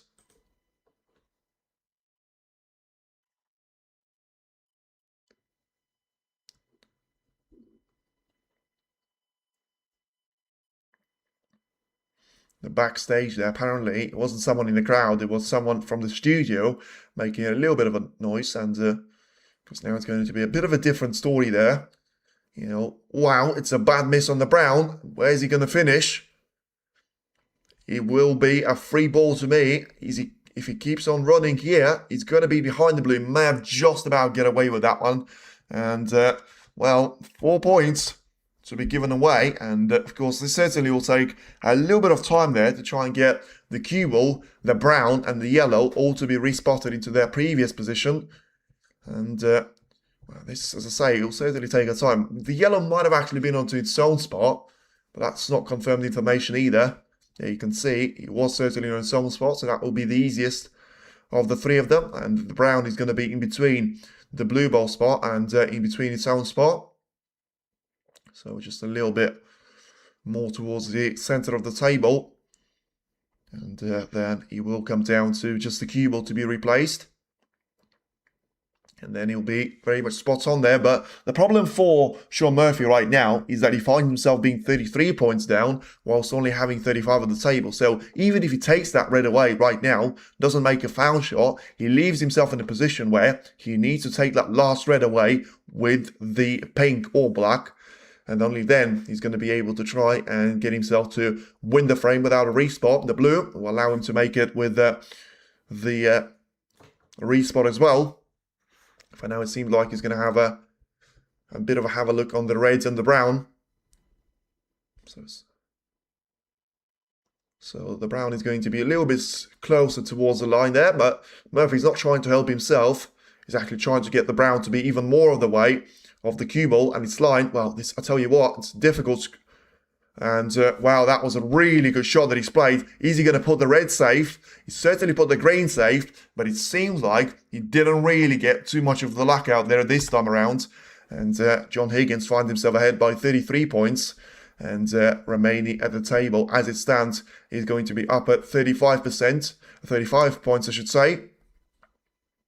So this red, to try and make it down to 2-3 frames of the scoreline, it has been a very lengthy frame for him, but he only needs the red, and ideally the colour. He got the red in, now he gets that cue ball to keep on running towards the black, and he's now putting himself 34 points clear, whilst only having 27 at the table. So, 2 snookers needed as it stands there for Shaun Murphy, and if the black is going to disappear, then it's not going to be a way back out there.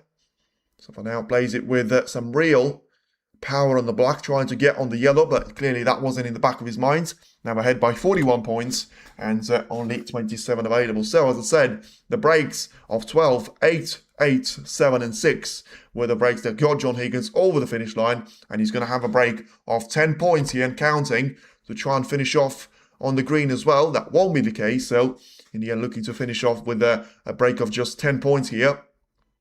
Try and put the green somewhat safe, and in the end he will be down to a safety shot that he plays, which will get him over the finish line, and he will be down to 2 plays 3 there in relation to those frames. And John Higgins still finds himself in a position where he won't quite be following a disaster of the first session, and 7-1 is now going to be out of the picture, but 5-3 as he is going to be leading the 5th frame is still going to be very much the reality. If he is to win the remainder of the session, he'll certainly find himself to be in a comfortable position trying to take this one from Shaun Murphy by a scoreline of 5 frames to 3. Meanwhile, Murphy's still going to be the favourite, looking to try and turn that a single frame advantage away from John Higgins as well.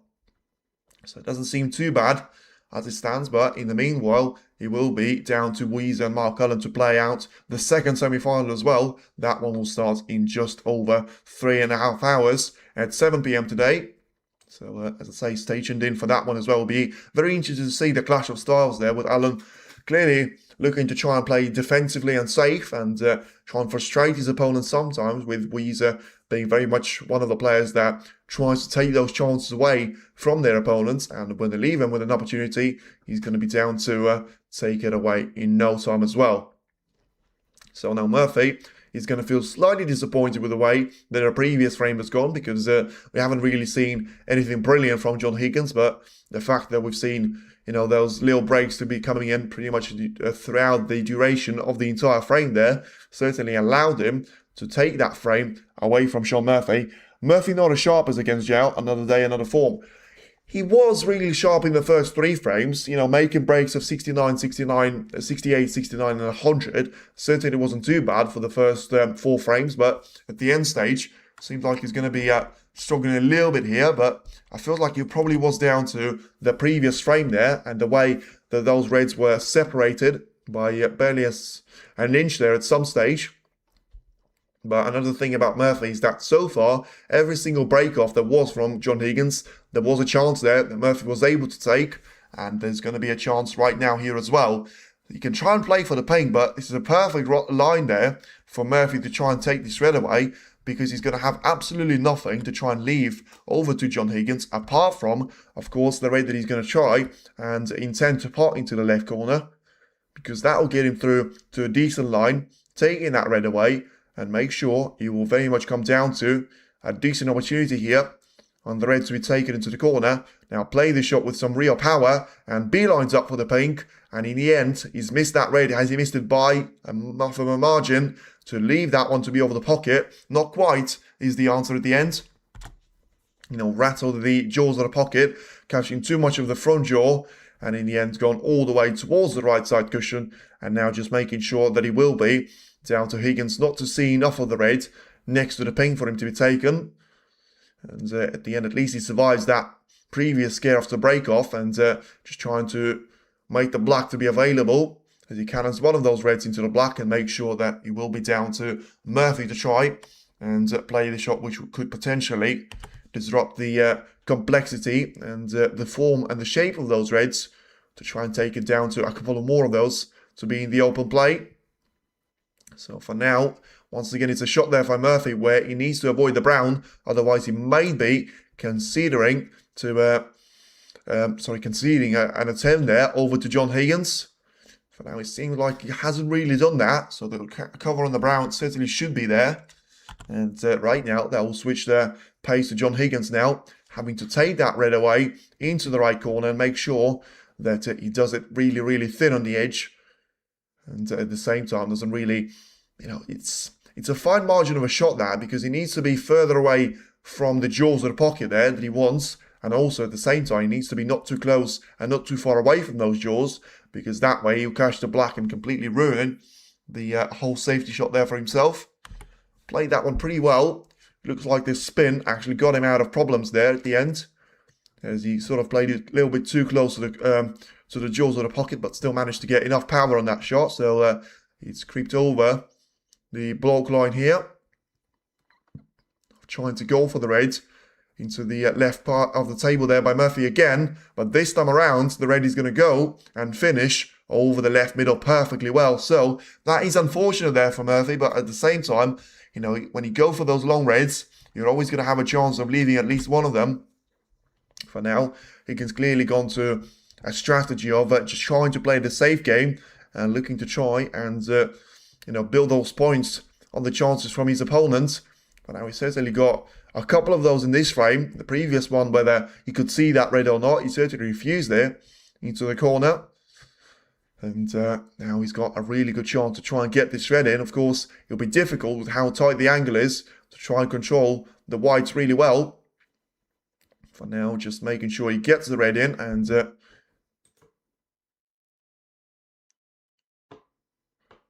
once again, not sure what's happening there in the background, but may just have to ignore it because there seems to be too much happening. It's going to be down to a single table format, and you have to focus on a really good shot there that Higgins has played. Now, he's still going to have to try and bridge over those reds to try and pot the black into the corner, but if he drops that cue ball to be positioned nicely for the shot of the left corner, that could actually get him onto a high scoring opportunity there in relation to this break.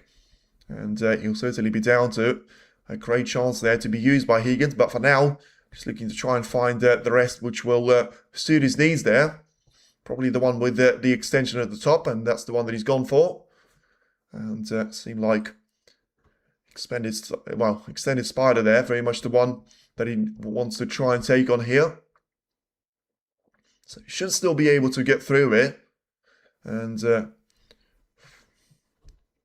probably just down to one more that he wants to try and find, and going for a rest on top of a spider. It's always an interesting technique there to be using by the players, but now it's probably going to be a shot where he has to play here. It's a very important one because it could be the one which leaves him on the red. So if he misses the black, certainly going to be a chance over to Sean Murphy to be taken. But for now, it's an opportunity here. He needs to make sure he takes it. And he needs to just make sure he rolls the black in because the angle drops that cue ball to be naturally on the black ball cushion. Although he needs to try and play this one with a little bit of power. Has he got the black to drop in? Just about does that whilst rattling in the jaws. And he will be down to 8 points of a lead there for John Higgins. Making sure there was no contact on any more of those reds. And despite taking that black to be a little bit wider than he would have liked, still managed to drop that one in because of how close it was to the right corner pocket to start with. So, Once again, it doesn't quite end there because he still needs a couple of really good shots to make sure the black is now going to be possible into the right corner as well as the left. So for now, just trying to take this red into the left corner. Make sure he's going to be on the blue, or the ball colours. Ideally would have liked to be on the blue, but it seemed like he's going to have to go for a shot on the green here, because he's just about going to have the angle to try and take the cue ball through the right side cushion. Make sure he's going to have a chance to take the red away into the left middle as well. For now, take the cue ball on towards the green and make sure he's going to get that cue ball to keep on running towards the red to be taken into the left corner. Play that shot well, and in the end, he's going to find himself on the break of 12 points exactly. Looking to try and take it on the blue into the left middle as well. And for now, just looking to try and take the red whilst putting that cue ball to be top side of a blue. Make sure he's going to have the opportunity of trying to put a little bit of distance in between the cue ball and the blue. And now he seems to have played that really, really well. Now 13 points of a lead here for John. And just looking to try and make it down to a blue to be taken into the left middle. Playing this shot with a little bit of topspin. Try and take it around the angles, and ultimately he's got a couple of opportunities, but I probably would say backspin into the red. Oh, he's trying to separate the reds away from the main bunch, and is he going to be on one? The red next to the black is going to be his only hope, and for now, it seemed like that will be out of hope there, and that is the case. He's got one more red potentially to be taken into the left corner, but I'm really surprised, I have to say, that he's trying to take it again, and the pack split success is just not going to be at the stage where he has to be, especially for you to try and reach it over into semi-finals. Yeah, he's going to have to play this one safe and just get that cue ball to be very much at the top-hand side of the table. There's not really going to be a point of trying to put a single one of those reds safe, because it's still going to be 123 points at the table, and ultimately he's just left the right-hand side available. John is taking much time. He is, but to be fair, you know, he's not really getting loads of luck with those type of shots that he has. And, you know, it's a break of 18 points, which, you know, sort of helped him in the previous frame, the breaks of 8 and 7 points. So if he's going to start with a break of 18 points in this particular frame, yes, it does, to be fair, take a little bit of the momentum out of the frame here. But at the same time, you can't criticize him for it, because he clearly is not having too great of a time out there, and he needs to just try and make sure he's going to work his way towards those chances. For now, Murphy needs to try and avoid a contact on the green. He hasn't done so. So is he going to be worth now for Higgins to try and consider a long raid into the corner? You probably have to say yes under normal circumstances, but once again, just having a look at the way the cue ball will go in relation to the black and the one more raid to be taken. Yeah, I would expect him to pot this red usually, but I mean, the fact that he's looking at the black for so many times there clearly is going to suggest that he's trying to consider it, but in the end, he's going to play for another short there. So just trying to take a red with a thin cut into the left corner whilst playing that cue ball to be lined up to the top part of the table. Well, he got one of those reds to be getting in the way, but in the end, it's only going to help him to be perfectly lined up on the brown, and it was a really nice shot there that Higgins has played, and now he will be down to an opportunity there that he has seen ahead of himself to try and take the brown away. This time, he's got plenty of red to try and aim for, and as soon as he brings that cue ball to be down the lower side of the table, he'll position himself nicely to try and take that one away, and make sure he's still going to be very much in prime control of taking this potential session away from Shaun Murphy. Higgins is and had always plays with great caution, not forcing himself to take awkward shots and wait for next opportunity. True, but it's probably the way that he managed to be the 4-time world champion, you know.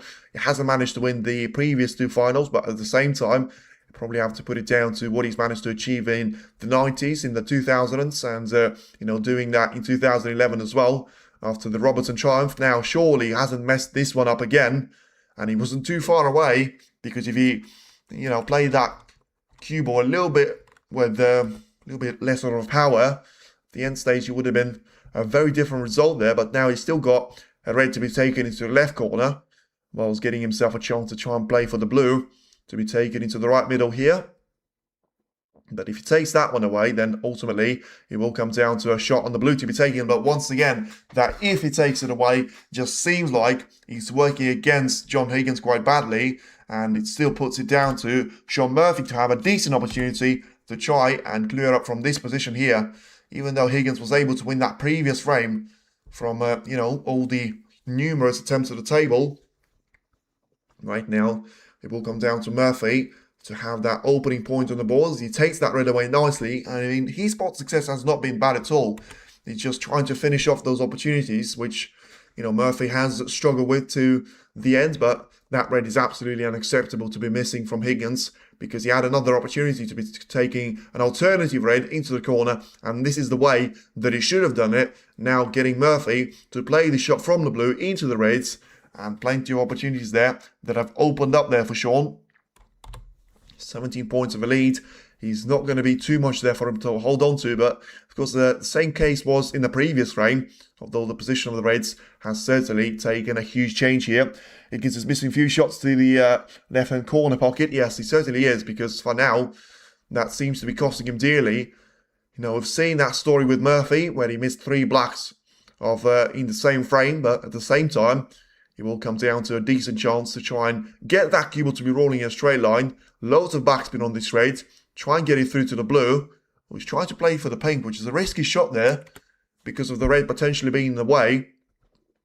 Seems like he got that one into be working out fine though, and it probably will come down to a decent opportunity here to try and take the pink into the left middle pocket. Put himself to be taking the red away after that pink as well, into a couple of pockets to choose from. I mean, the pink is probably still going to go into its own spot. It's going to be determined by the referee very quickly. He will. And he'll also be getting a chance of trying to take that red away into the left corner of the table. Make sure the white is going to be travelling towards the pink for another shot there. He's clearly studied and realised the pink is going to be available to be taken into the right corner. And of course, as soon as you try and take and pot that pink, you're going to have a red next to it to be available. And then you sort of do it on a shot-by-shot basis, trying to get those reds to be further away from the pink, and at the same time, just making sure you take them all without having too many of the issues to try and deal out there. But now a little bit of backspin that he needs to play, and once again, to be fair, at this particular stage, he will be down to a decent opportunity here for Shaun Murphy to try and be on the pink here, lined up into the right middle, because it probably doesn't come across as the easiest thing for him to do. But, it's still easier to try and play for the pink rather than try and take that cue ball to be heading all the way for the blue to be taken. So in the meantime, it's 2 points that is going to stop Shaun Murphy from, being very much in the lead of this particular frame, as he now takes that pink away into the middle. But now it's going to be his turn to try and miss the pink off the spot. And, a calamity of errors for Higgins. Seemed like it's going to be a really bad mistake from Shaun Murphy as well. And that certainly was a bit of an unforced error there for him. You can see that, 2 variables there made him miss that shot. The fact that he's played it into the front jaw, obviously, but also, if there was a little bit less power on that particular shot, it would have been a very different picture there. And you would have still expected Murphy to try and take it away. For now, it's going to be a red, which he takes into the left corner and position himself to be taking the pink into the left part of the table as well. So play that with real power. Make sure you're going to be lined up with a shot for the right or the left corner to be taking on. And then he'll come down to the pink to be taken here with, plenty of power behind that shot. But once again, Higgins just doesn't seem like he's going to fancy any one of those shots that he approaches. And another pink is going to come missing towards the top-hand side of the table. Now 3 points of a lead. And once again, it just seems like it's going to be an elimination of reds there for now. I'm going to have to see 2 more frames after this one. But for now, it just seemed like, so many mistakes from Higgins. But already, a couple of those that we've seen in this particular frame from Murphy as well. And he needs to be making sure that when those mistakes come from Higgins, he's going to be very much the player that tries to utilise this one away. 2 veterans missing shots in the 6th frame. Yeah, for now, it just doesn't seem like they're able to take some real control and advantage of this particular game. And they're going to be lining themselves up for a shot now into the corner, which Murphy seems to have played for really, really well. That is going to be the shot which opens up the black to be taken into the left part of the table, and ultimately allows either Murphy or John Higgins, which of course is going to be Sean right now, to try and finish the job here realistically, because you've got 4 more reds to be available. You know, neither one of them is going to be in a huge problem of a slot there to try and take for yourself. So if you take them one by one, especially if you're taking them with a black, you're not going to need to do anything more with those colours. And in the end, you'll be very much 4-2 of a gap to be in the pocket there for Sean Murphy. For now, he still finds himself in a position to try and take the black away into the front part of that pocket. And probably at this stage, he's trying to play for that red onto the left side cushion, realising that, you know, it was always going to be difficult to try and take the black away into the right corner of the pocket with the red still being in place out there. So right now, what's he going to have to do here? So the body language once again suggests that he's sort of not going to be, you know, full of ideas here. Having to take this red into the front jaw doesn't really help the case, and yeah, you may just have to try and take the red away, play the cue ball to be heading into the reds and black combinations. So then, just try and carefully take it. Well, is he going to be carefully, or is he going to be down to the powerhouse of a shot to be taken here? I mean, he's sort of gone in between.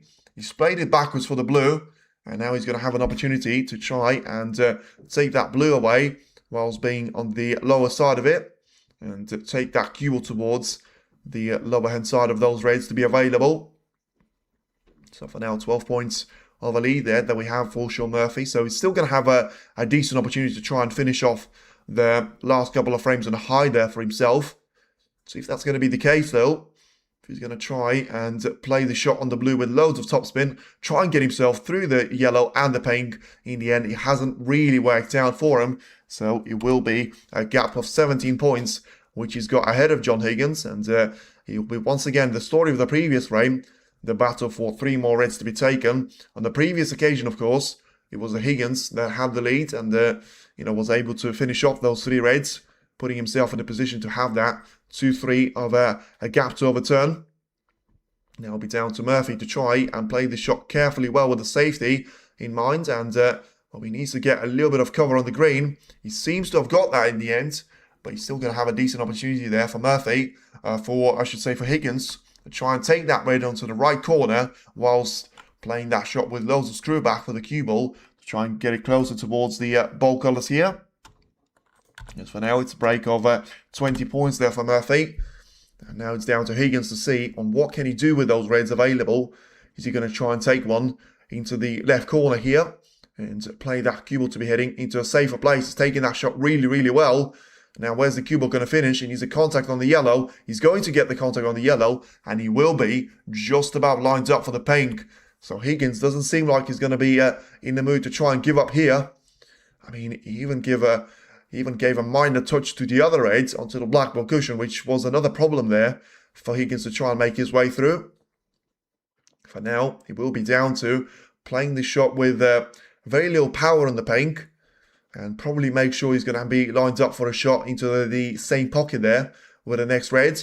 So then took the power well away from the shot, but has he managed to take it well enough there? Seems like the cue ball is just about going to stop in time, so that it will be a chance for that red to be carefully taken into the right middle, and ultimately it will come down to the next 10 shots or so, and then John Higgins can really try to start to apply a little bit of pressure there on Sean Murphy. Make sure you will be down to Sean to respond in the final 2 frames of this particular session. So then just having a look at it, and once again just having a look at the red to be taken into the right middle. Probably play this one with a touch of backspin to try and keep it on the blue, although he feels like he needs to try and inject a little bit of pace in this one. So just about rolls that red in. So now where's he going to find the angle? He's not going to be on the green. He's not going to be on the yellow. So he may just have to try and play this one very much straight into the green. Try and take it with all the backspin that he can. And use that side cushion on the left hand side of the table to get that cue ball to bounce away. Be positioned on the red to be taken into the corner. And from that point onwards, he will come down to a shot on the red and then the collar to try and win the frame and take it away from Sean Murphy. I mean, he's taken that one pretty well. But in relation to the red here, he's still got a mighty shot here to try and take into the right corner and position himself to be on the black. whilst making sure that he does actually make that red to be disappearing into the right corner of the table. So as I say, play this with some real power on the red to be taken, but he needs to try and make this one in, and he has done so. Now the cue ball needs to try and stay away from the black a little bit here, and he may have got that one to be a little bit too close towards the danger area. So, is he going to be considering to try and take the pink away into the yellow pocket? Of course, if he does miss that one, he's going to have a little bit of a chance to try and cover up the pocket with the pink. But it seems like he's going to be committed to try and take the black away. Well, this is anything but easy. It's going to be very difficult to try and take the black away like that. And has he got it? It's going to be very close. And he's just about got the black. Is he going to have the power to try and get around the yellow here? He seems to have done just about enough there to be positioned on the yellow, even though it may not be the easiest shots to try and take, to position himself to be taking the shot on the green. Still seem like that's going to be a pretty nice shot that he's taken. And, he will come down to just carefully take this yellow away into its own pocket, but make sure you're going to have, whether it's going to be one bounce off the side cushion, whether it's going to be two of those, he's still going to be lined up for the green. He needs to miss the blue. He's done that. So then 4 points of a lead here. And the break of 21 points are very much something that we haven't seen too many times of beforehand from John Higgins. Still hasn't been knocking on the door for the break of 50 plus now. And he's not going to be doing that here, because the best that he can manage is a break of 46 points. But certainly something that he needs quite badly here. To be taking the green away into its own pocket. Make sure he's going to be on the brown. So this is the shot where he can go wrong, and he hasn't gone wrong for him. And he's still going to be on the brown here quite nicely. So 7 points ahead, 22 at the table. He needs the brown and blue, and then he will be down to 3 frames each after the ultimate showdown of the first 6 frames. It will be down to Higgins to try and apply some real pressure on Murphy, because the first frame that he won seemed like that was very much the foundation for him to try and build upon. For now, he's going to have to take the blue away and make it the break of 33 points. Can he try and finish off with the pink as well? They left himself to be a little bit far away from. So then 16 points clear, 13 at the table. Now then the pink to try and make sure Shaun Murphy will stay in his seat, and the pink will certainly make the target. So it's a break of 39 points there by John Higgins, and he's going to be getting himself through to a good chance to try and make this one to be very much 3 frames each. So John Higgins now finds himself with a break of 39 points. He's the highest that we've seen of him in the entirety of the match, and he will come down to a decent opportunity here for either one of the players to try and win 2 frames on the bounce, which of course for Higgins' case, it'll be very much 4 frames on the bounce to try and take a 5-3 of a lead into the evening session, or for now, I should say the morning session tomorrow, because that's the way the semi-finals are going to be played. Or is it going to be a bit of a different story, and John Higgins is actually going to be able to continue that great form that we've seen of him and play very much down to his strengths and still get himself through to 5-3 of a gap? Or is it going to be a 4-all draw, which, I mean, not many people would have predicted before the start of starting point of the match, but it may actually be a bit of a logical result here, because that's probably what it came down to. You know, you've got a nice chance for Murphy to try and take it over the finish line in the previous couple of times there. He hasn't managed to do that, and now he comes back to a decent situation here to try and do the same thing basically with John Higgins or Shaun Murphy to have their chances. Haven't taken them so far, and right now come down to see which one will be stronger in the remaining 2 frames. It's been 3 hours since the starting point of this match, and 3 hours for 6 frames could tell you that it has been a bit of a lengthy performance so far, but it will come down to the 2 probably most important frames, because ultimately we're not going to see a 6-2, which is always great for the semi-final starting point. And the question is, are we going to see anyone to win the first session? And if so, then who is it going to be? Is it going to be John Higgins, the player that makes his way first towards the table? And now it will come down to a decent opportunity for Murphy to try and still make it very much his second session to lose, with a gap of 5 frames to 3. Remember, he was the guy 3-0 down against Jounsington, and you might have been thinking that match may be over in just 2 sessions at that stage. And he certainly managed to come back a lot stronger in the the remaining 5 frames of that session, took a 5-3 lead, and of course this is the way that he's been able to put himself through towards the semi-finals. Looking to try and play this one against John Higgins with 3 frames each there. It's a race to 17 frames, remember. And for now, the first session does seem like he's not going to have anything to separate the players. As Higgins still waiting for Murphy to come back towards the table. And still looking to make the most out of the points that he scored. So it's incredible, really, that he's managed to win 3 frames, with the highest breaks being 36 and 39 out there, and the third highest and the fourth highest being 18 and 21 that he's managed to achieve on a couple of those occasions as well. Maybe they're a little bit tired, 2 weeks, big matches till the beginning, 19, 25, 25, true. But to be fair, you know, if you are going to be tired at the one table setup, you may not have a great chance of making it through towards the crown to be here for the taking, because I'll tell you what, I feel like Weezer and Mark Cullen certainly haven't shown any sign of fatigue out there, so they'll be certainly trying to make amends of the opposition player first in the semis, but, you know, have to wait and see in the evening, and we'll certainly do that on how they're going to try and approach their particular showdown. For now, it'll be down to Sean Murphy to try and make his way back towards the arena. And, well, still going to be looking for that 4th frame there for him to try and win, ever since that frame number 5 started from the intermission. Yesterday, at the end of the match, Robbie and Higgins, they were missing a lot of balls. That is true, but once again, you haven't really seen that from Sean Murphy in his performance against Zhao Xingtong, because he was really clinical, and he had to be, because, you know, despite Zhao not playing well in the 3rd session either, he had a couple of those breaks there that just made you wonder, maybe he's going to be a player to come back very much down the business end of that match. But, you know, still feel like Sean Murphy's going to be the one. Disappointed a little bit more that he hasn't got the lead for now. But, of course, the situation may still change if he's able to win at least one more of those frames and find himself not to be heading behind for that session number 2. But that was Higgins. But he's just having a look at a bit of the way that he finds himself with those reds. I mean, whatever it is, he clearly doesn't fancy to try and go for the shot from the right side cushion. Played into those reds with very little power.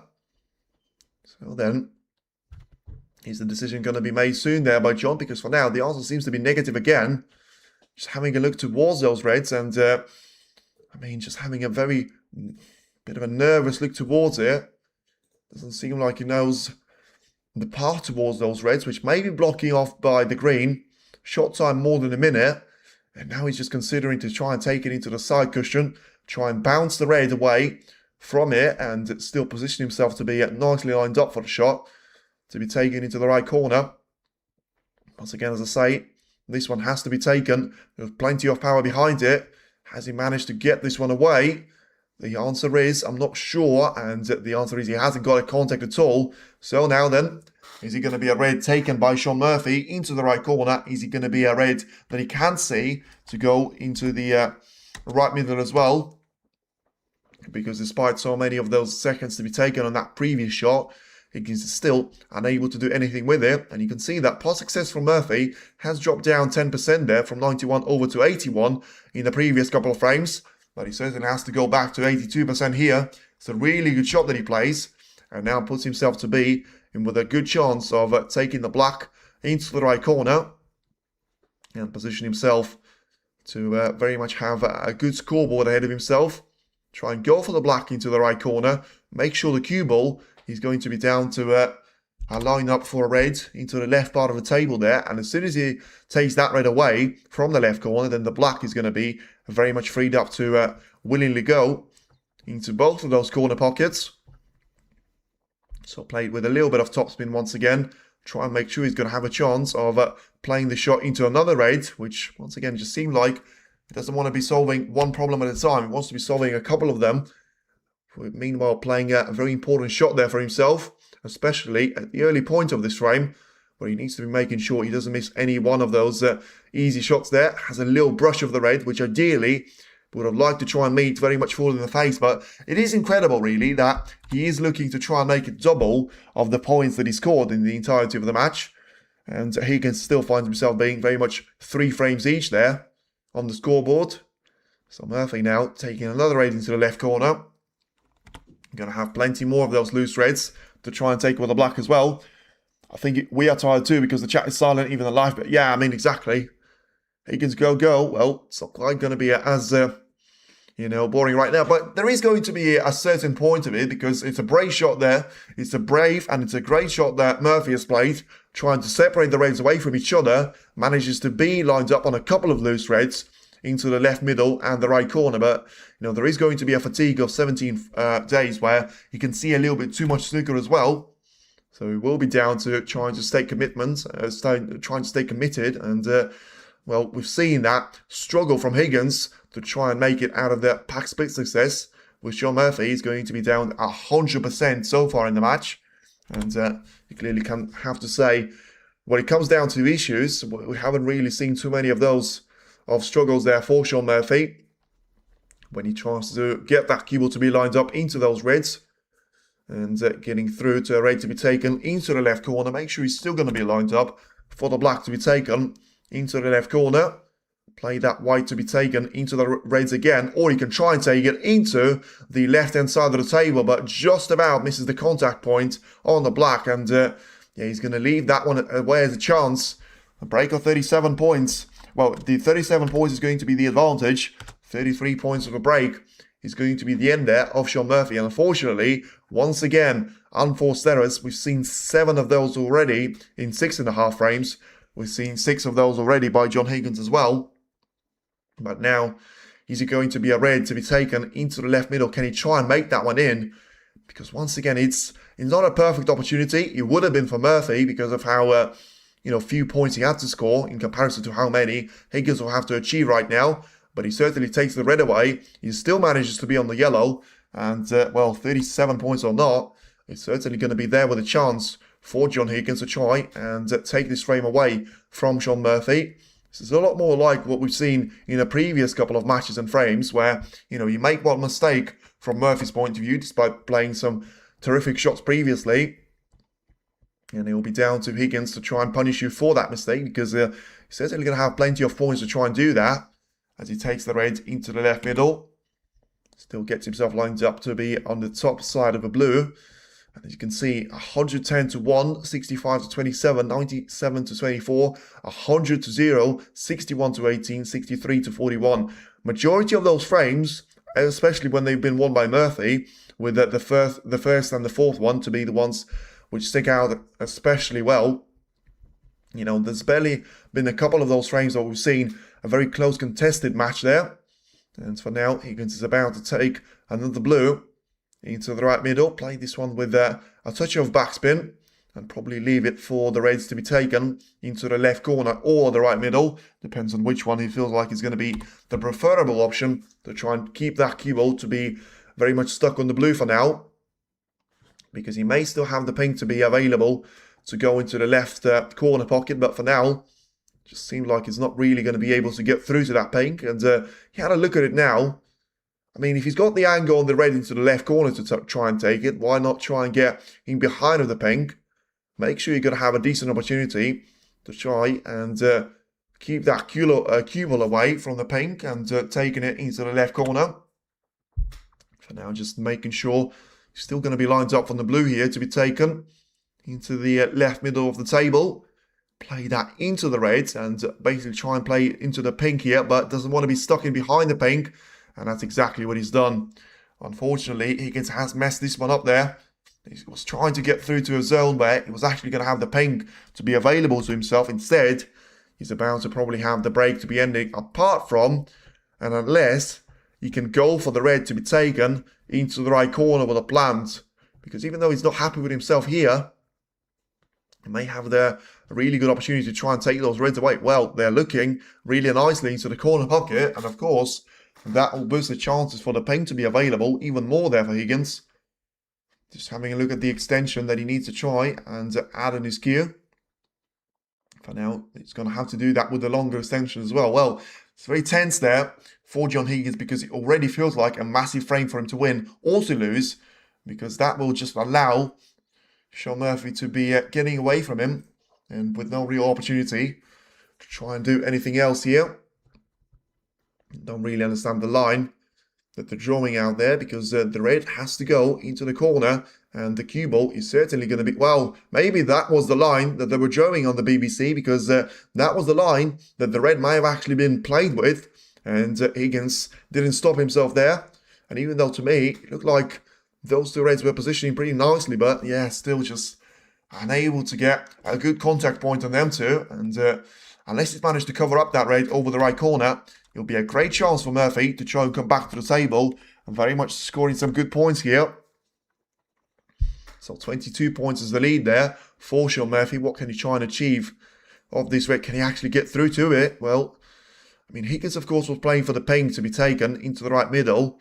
And for now, Murphy's going to try and go for the cut into the red, into the right corner. And he's played that one really, really well. And that will leave him with an opportunity to try and close this one away. Because the problem for Higgins would have also been the factor in being the player behind and having to score more points to try and get more points ahead there of your opponent. For a great contrast of the frame. So for now, Murphy's not really showing some great things out there, whether it's going to be down to the crowd, the audience, the setup, the table, the cloth, or just not having a great deal of confidence in himself. 29 points to the lead though. If he takes 3 more reds here, probably all of them with the pink, he's got a great chance to be lined up on the frame ball, to be taken as probably the only red that can cause him a little bit of a problem here. For now, it's still 30 points of a lead, and a great opportunity to try and take that pink away into the left middle. Make sure that he plays that shot through the pink, gets himself lined up for the red to be taken into the right middle, and then he'll come down to 36 points of a lead here. 67 still remaining at the table, so he's going to have a very quick check to see how many points can he score here. He should be able to score 14 more with 2 reds and 2 pinks, which will get him 50 points clear while still having 51 at the table. And as I say, then that red over the left corner, which is still quite close to the side cushion, but probably quite far from it at the same time, because it should be far enough for you to try and drop that cue ball in behind of it. And even if it's not the case, then it's going to be very difficult for Higgins to try and take those 3 reds with a black, because it's actually going to be very much the story of the whole problem there for him.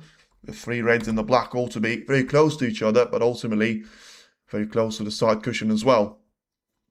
So just trying to take another red into the right corner, and he'll be the penultimate one before he certainly can try and take this frame away from John Higgins, because at that stage it'll be a shot which gets him 2 snookers clear, and then another pink will certainly make sure that John Higgins will have to stay in his seat until the rest of the frame is done. So then 50 points in front, 51 at the table, and getting a decent opportunity to try and take the pink away. Make sure he's going to have a chance of taking that red with the pink, as I say, and then he'll be something like 57 points up, or 56 if he wants to try and play for the blue, which he has done. And just making sure that he gets that cue ball to be cannoned away from the danger area. So Higgins is now going to do a little bit of quick maths there for himself to see if it's going to be worth to try and come back to the table. So then 51 points is the lead. So it doesn't really matter if he wants to try and take the pink or the blue here. He'll probably come down to a frame to be conceded anyway. Whichever one of those two Murphy decides to go for. Maybe he's thinking about trying to go for a shot which will keep on the break there, with it being a break of 34 points to add to 37 that he scored at the opening period of the frame as well. And now 3 frames each is about to change to 4-3 of the advantage there in favour of Sean Murphy, and surely there's not going to be any point for John Higgins to be coming back to the table, and he will be very much down to frame conceded there from John Higgins, and it's Sean Murphy that at last is able to break that silence from himself, and he's able to get a very important frame on the board, and he's now going to lead John Higgins by 4 frames to 3, and well, certainly has managed to prove me wrong on the scoreline. I genuinely thought the first session is going to be the one for Higgins to try and finally step up to the table, play quite well, and it hasn't quite worked out to be the case here, as there's still going to be plenty of opportunities for Higgins to try and do that later down in the match, but for now, he doesn't seem to find himself in too nice of a position. And so ultimately, probably needs to win that 8th frame to make sure he won't be the player coming back down from 5 frames to 3. And he's certainly still looking to try and become the player, which will be very much heading into the second session with a 4-all draw. Just a very quick reminder, I'll have a look in the schedule to confirm that. But you should be down to very much the schedule to be confirmed already. And this particular match should resume on to Friday morning. So it should be tomorrow at 10 a.m, which will be back for you. You should be down to just 2 sessions tomorrow, 2 sessions today, and then we'll have to wait and see on what's going to happen with the final couple of sessions as well to be made. For now, the plan for Friday is going to be the 10 a.m. session, the 2:30 session, and then we'll have to wait and see on if there's going to be great activity on the stream, so we can actually try and force it down to 3 streams and about. But of course that will be very much down to how many hours are going to be played of the snooker. And now John Higgins about to break off for a very important frame for him. As I say, it's only going to be the first session anyway out of potential 4, but you have to make sure you get those frames in early, otherwise you have to be playing catch up throughout the entirety of the entire match out there. As Faker says hi. Yeah, so trying to go for this red now to be taken into the left corner for Sean Murphy. Once again, it's exactly the same story as we've seen from pretty much 8 frames here. The break-off shot for Murphy leaves nothing for John Higgins. A break shot from John Higgins leaves a chance to be taken by Sean Murphy. The previous one wasn't taken, but this is a good opportunity to try and redeem himself for it. And is he going to be able to take this red away? No, he wasn't, which is surprising. And in the end, he's still going to have a pretty nice double to be set up there for John Higgins, but nothing more than that. He's Weezer today in the evening, yes, absolutely. And then he'll come down to, this particular match to resume tomorrow in the morning, and Weezer and Mark Cullen to be played in the afternoon as well. So for now, is he going to try and attempt a double here? Higgins, he's sort of done that, but he didn't really gain with anything out there, just putting the blue safe. And now still getting a chance of trying to do something with the red there for Sean Murphy. So, yeah, it'll be down to a red to be potentially taken into the left or right corner, but probably not really ideal line there in relation to the cue ball to be taking on. And if another Chinese wins the World Championship, that will be massive for the sport. Apparently last year, 200 million Chinese watched Zhao in the finals. That's a massive fun. But yes, true. And apparently there were more, double as much of people watching the final of the World Snooker Championship because of Zhao Dingtong playing in there as they were watching the Champions League final, which even though there's not going to be, plenty of Chinese players or Chinese teams to be in there, still probably shows you that it's a great recognition there for the sport. And Murphy certainly trying to show that he's here to play and he's here to try and play some attacking snooker. And if he's got the cover on that red in the right corner, he's played a really nice shot there to try and separate those reds to be far away from each other, but ultimately leave a couple of those options to be taken by either John Higgins or Sean Murphy here. For now, he needs to try and hope there that Higgins will make this red into the left corner. And for now, the hope is going to be very much the reality because Higgins is going to miss that red. And is he going to leave that red over the right corner that Murphy was playing for previously? And it seems like the pink is going to be slightly in the way there, but not of the red, which is closest to the corner pocket. That one is going to be available. And the previous miss from Higgins may still be a very costly one at the end point of the frame rate. And you can activate notifications for tonight, subscribe to the channel to avoid missing it. Thank you very much, Letitia. And just taking a red now towards the right corner. It's a really good shot there by Murphy, getting a bit of a kiss as well off the other reds on his way to be lined up for the pink. And right now, it will come down to a very interesting lineup here for these reds to be available to him. I mean, where's the pink going to go? Because the problem is, you desperately are going to be looking for that, one of those colours to try and take it onto the blue spot because of Higgins messing up the position previously. But ultimately, right now, you'll probably be looking at the position for the black and the pink to be very much available. And at the end stage, you can see, can't really realise which one of those reds that he was playing for. Oh, in the end, the one just next to the black goes into the corner, but still needs to play that shot really well He's taken that one well. He needs to be now trying to stay on the black here to be taken. But tell you what, this black is not quite as comfortable as it could have been. Although if you're going to miss the contact point and you're going to touch a red, you would have been missing this one anyway. So then a key shot for the frame. And is it going to be the shot that Murphy takes? No, it's not going to be the shot Murphy takes. He caught that red there. And it was always going to be a sign of missing out on potting the black anyway. And he's got that one to be, well, probably heading towards the right corner. But at the same time, he was never making that in after the contact point with the red came. And yeah, he'll be down to a decent opportunity here for John Higgins to try and make that red away into the left corner. For now, yeah, red to be taken into the right-hand side of the table. It will probably put down to a decent opportunity to be taken into the left corner as well. Because it's a very important starting point here for this frame. Because right now, Murphy clearly tried to put himself in a position where he's going to have so many reds, so many colours, and it's going to be very much a breeze towards the finish line. Right now, it's a different story for Higgins. Because he's going to try and go for the reds to be taken into the left middle, as I said, probably playing for the bold colours though, and trying to get his way back down the table from the green. Chinese but not from China, certainly rooting for Wu later. If any weakness in Wu play, he should be nerves. He would be, but so far, as I say, I mean, you never quite know when it's going to be very much a new circumstances for you. One table format, one of the biggest crowds that he would have played under, but at the same time, there'll be some great real pressure for him to try and see the way that he's going to be able to handle that. For now, Higgins, he's going to play a bit of a bad shot here. And it looks like he's still going to be lined up for the red into the corner. But it doesn't seem like he makes his life to be very easy out there. Very disappointment.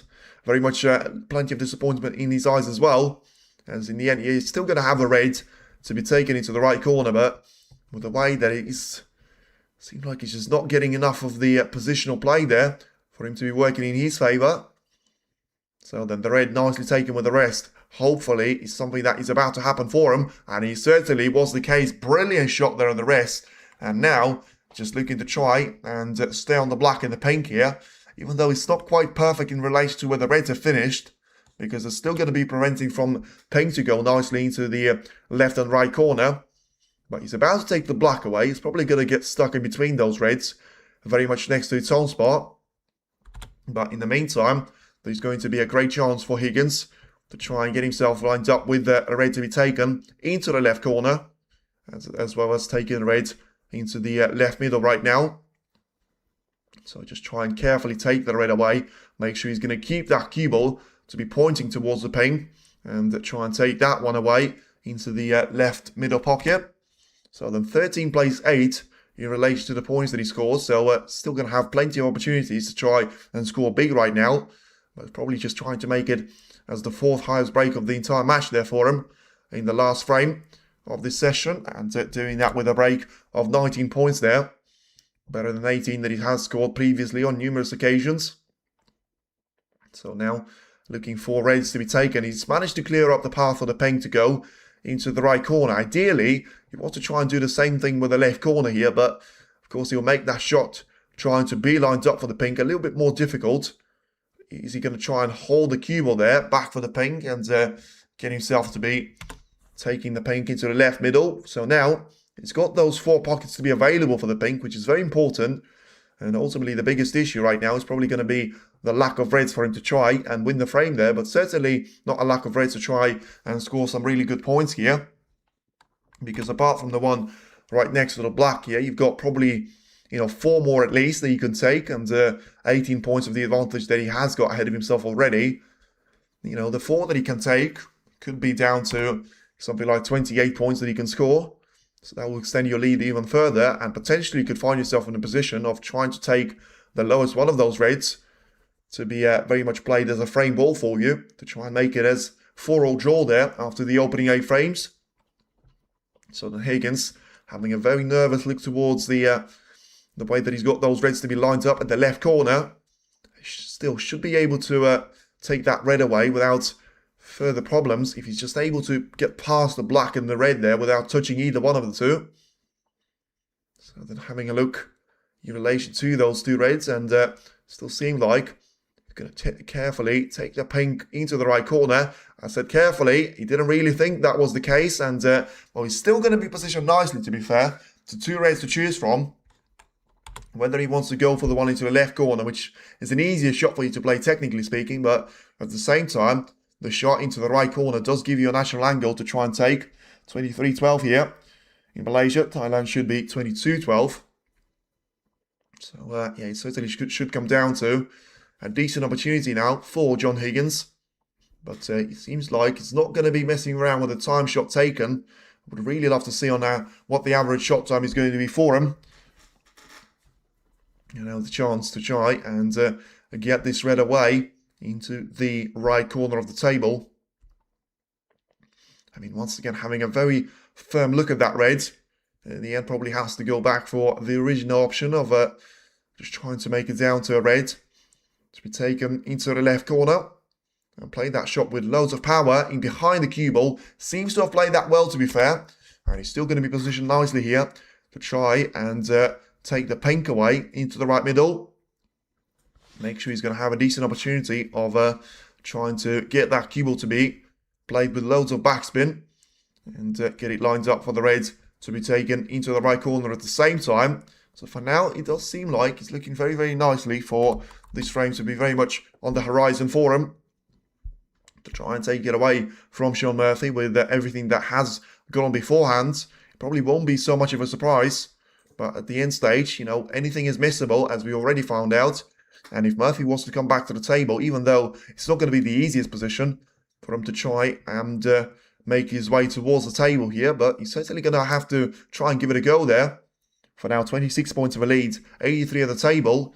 And Higgins is going to be entering the zone where he will be pretty much impossible for Murphy to try and come back here. But, well, as he played a decent enough shot here, he manages to get the black to be available into the left corner. But he's going to have to try and play this one to be getting a safety shot in.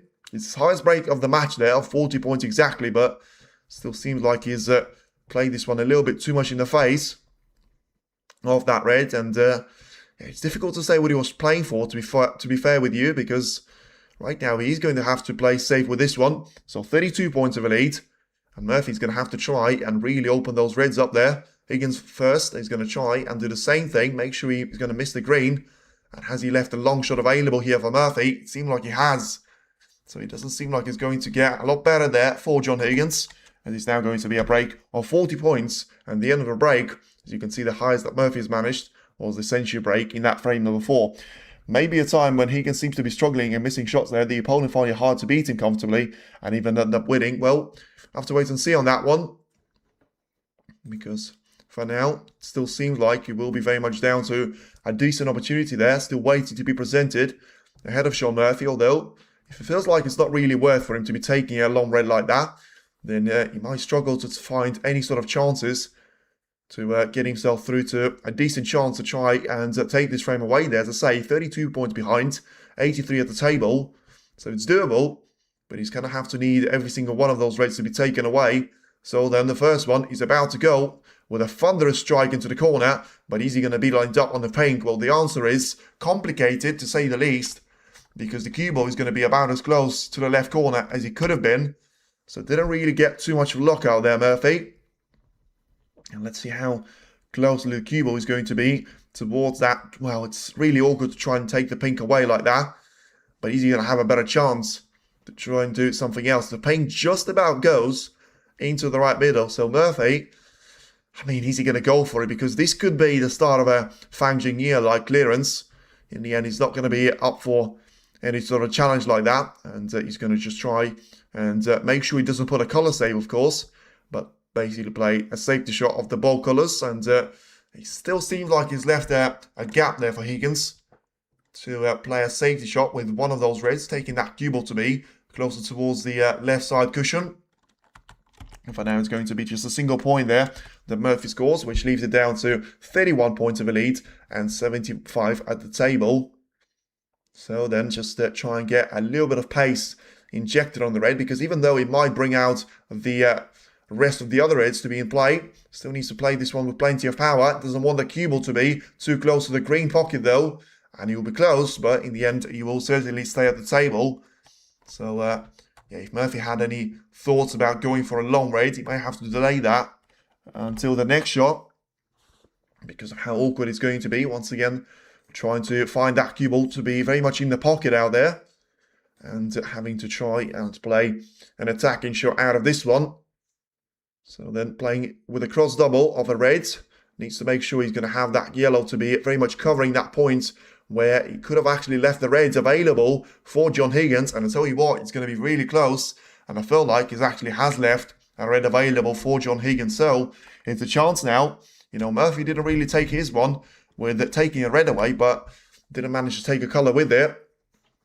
Now it's up to you, John Higgins, to try and make it down to another red eliminated at least. And of course try and be on the colour as well as doing that, and try and finish off this quite a lengthy session of snooker to be very much ending with a parity of 4 frames each. And the red is going to be in. So now let's see where the cue ball's going to finish, and he's going to finish nicely on the green. So Higgins has got a chance to try and finish all of his problems here though, because I tell you what, being 3-1 down at the intermission, especially with how well Murphy was playing, you certainly would have absolutely snapped the hand off for a 4-all draw to be taken, and probably the fair scoreline. In the end, Murphy wasn't quite clinical enough in the second mini-session, and he was brilliant in the mini-session number 1. But of course, the job is not quite finished there by Higgins, and he's just trying to get that cue ball to be closer to the reds. On the lower end of the table, he's going to be close to the one next to the black there, trying to take it away and into the left corner. So now 35 points is the lead, so you will need probably 3 more reds maximum to be taken, but he will probably come down to touch and go there in relation to the way that he's going to be able to score some points here. For now, trying to take another red away, which if he gets him onto the black, he certainly should be the frame winning shot there, because he's not going to have anything else to try and miss out there as well. Higgins' ever consistent good safeties help him cross the final finish line after time. Yes, that seems something that he has been doing here, but also, you know, just knowing which shot to play there and playing the right shot at the right time could be very, very important there, because we've seen that with Murphy. He's managed to score that 1 point after a red that he's taken into the corner, but unable to be on the collar.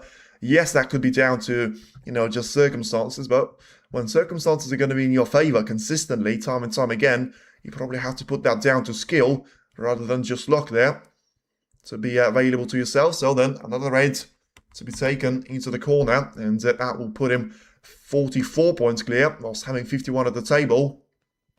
So a pink and a red, and Shaun Murphy will need plenty of snookers for him to try and get himself out of trouble. So then play the pink into the left corner, make sure he's going to have a chance to try and take this one away, and he's done that. So then the frame ball should be a lot easier than the pink. Carefully roll that red in towards the corner and make sure that you basically do exactly the same thing to Murphy to what he's done to you in frame number 7. And now we'll come down to 3 frames each, 1 frame each, and ultimately 4 frames each at the end. Very little to separate the two players. And right now, it will probably be a very fair scoreline to reflect on what happened in the previous couple of frames. Shaun Murphy's going to look for a potential way to come back to the table before the pink disappears, because surely that's going to be over and done with as soon as the pink is going to make his way towards the left corner. And it's now going to be a break of 26 points and counting there for John Higgins. Now ahead by 57 points, remaining of 43. You're not really going to have Murphy to come back to the table now with some real hopes. And surely not, if red is going to make his way towards the corner as well. He's done that, and now it's going to be a handshake to appear very, very shortly. Unless Higgins is able to get past to the black, and he can. So may as well try and make a good clearance out of this one. You know, 30, 34, 36, 39 and 40 points have been the best breaks that we've seen from John Higgins. And 42, 68, 69 and 100 points exactly were the breaks that we've seen from Shaun Murphy. So, you know, 160 points behind out there with the total tally, despite having a 75-9 of a lead out there from Higgins. So it certainly feels like if you were to choose one of the players to be a lot more happy with the scoreline, you probably have to be picking the one that was 3-1 down and the one that managed to come back at 4 frames each, despite having, you know, very much 180 points fewer of those points to be scored than his opponent. So for now, it just takes that yellow nicely for him to try and potentially reach the first 50+ break in the entire match there as well. And goals like Henry and O'Sullivan sees 4 or 5 shots ahead when going for the first shot, like aerial mapping, yes. But that's what makes them so great, because you don't go for the, well, probably not something that you would say about Ronnie right now, because he goes for everything. But at the same time, it will be 50 points exactly out there for Higgins. It really seems like he's not going to be too much in the mood to try and play the perfect positional shot on the blue. And the blue will stay out unless he gets himself fluked into the right corner. There will be a handshake in between the players and between the referee. It will be 50 points, which John Higgins manages to finish off the 8th frame and the first session with a really good break there at the end. Because of the position and because of the circumstances, it is a 1st to 17 race to resume tomorrow in the morning. For now, it will be very much down to 4 frames each and nothing to separate the two players. And it will be down to a decent opportunity for us to be seeing in the second session as well. But for now, feel free to tune in for the match in between Weezer and Mark Cullen. That will be later on today in less than 3 hours time. Certainly look forward to seeing all of you out there. Stay tuned in. Thanks for watching. And as I say, I'll see you all in Weezer against Mark Cullen. For now, it does seem like this match is going to be very close. So let's see what Mark Cullen and Weezer will have to deliver for us. Once again, thank you for everyone in the chat, to all the moderators, and yeah, stay tuned in for the action. World Championship is about to reach its peak.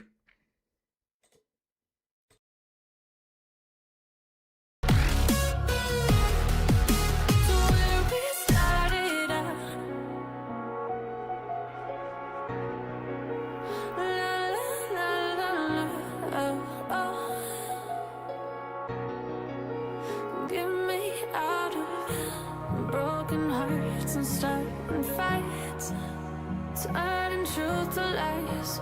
Gotta get up, stop wasting time. Yeah, I wanna run off and fly. And I'll tell myself it's fine to be alone, just to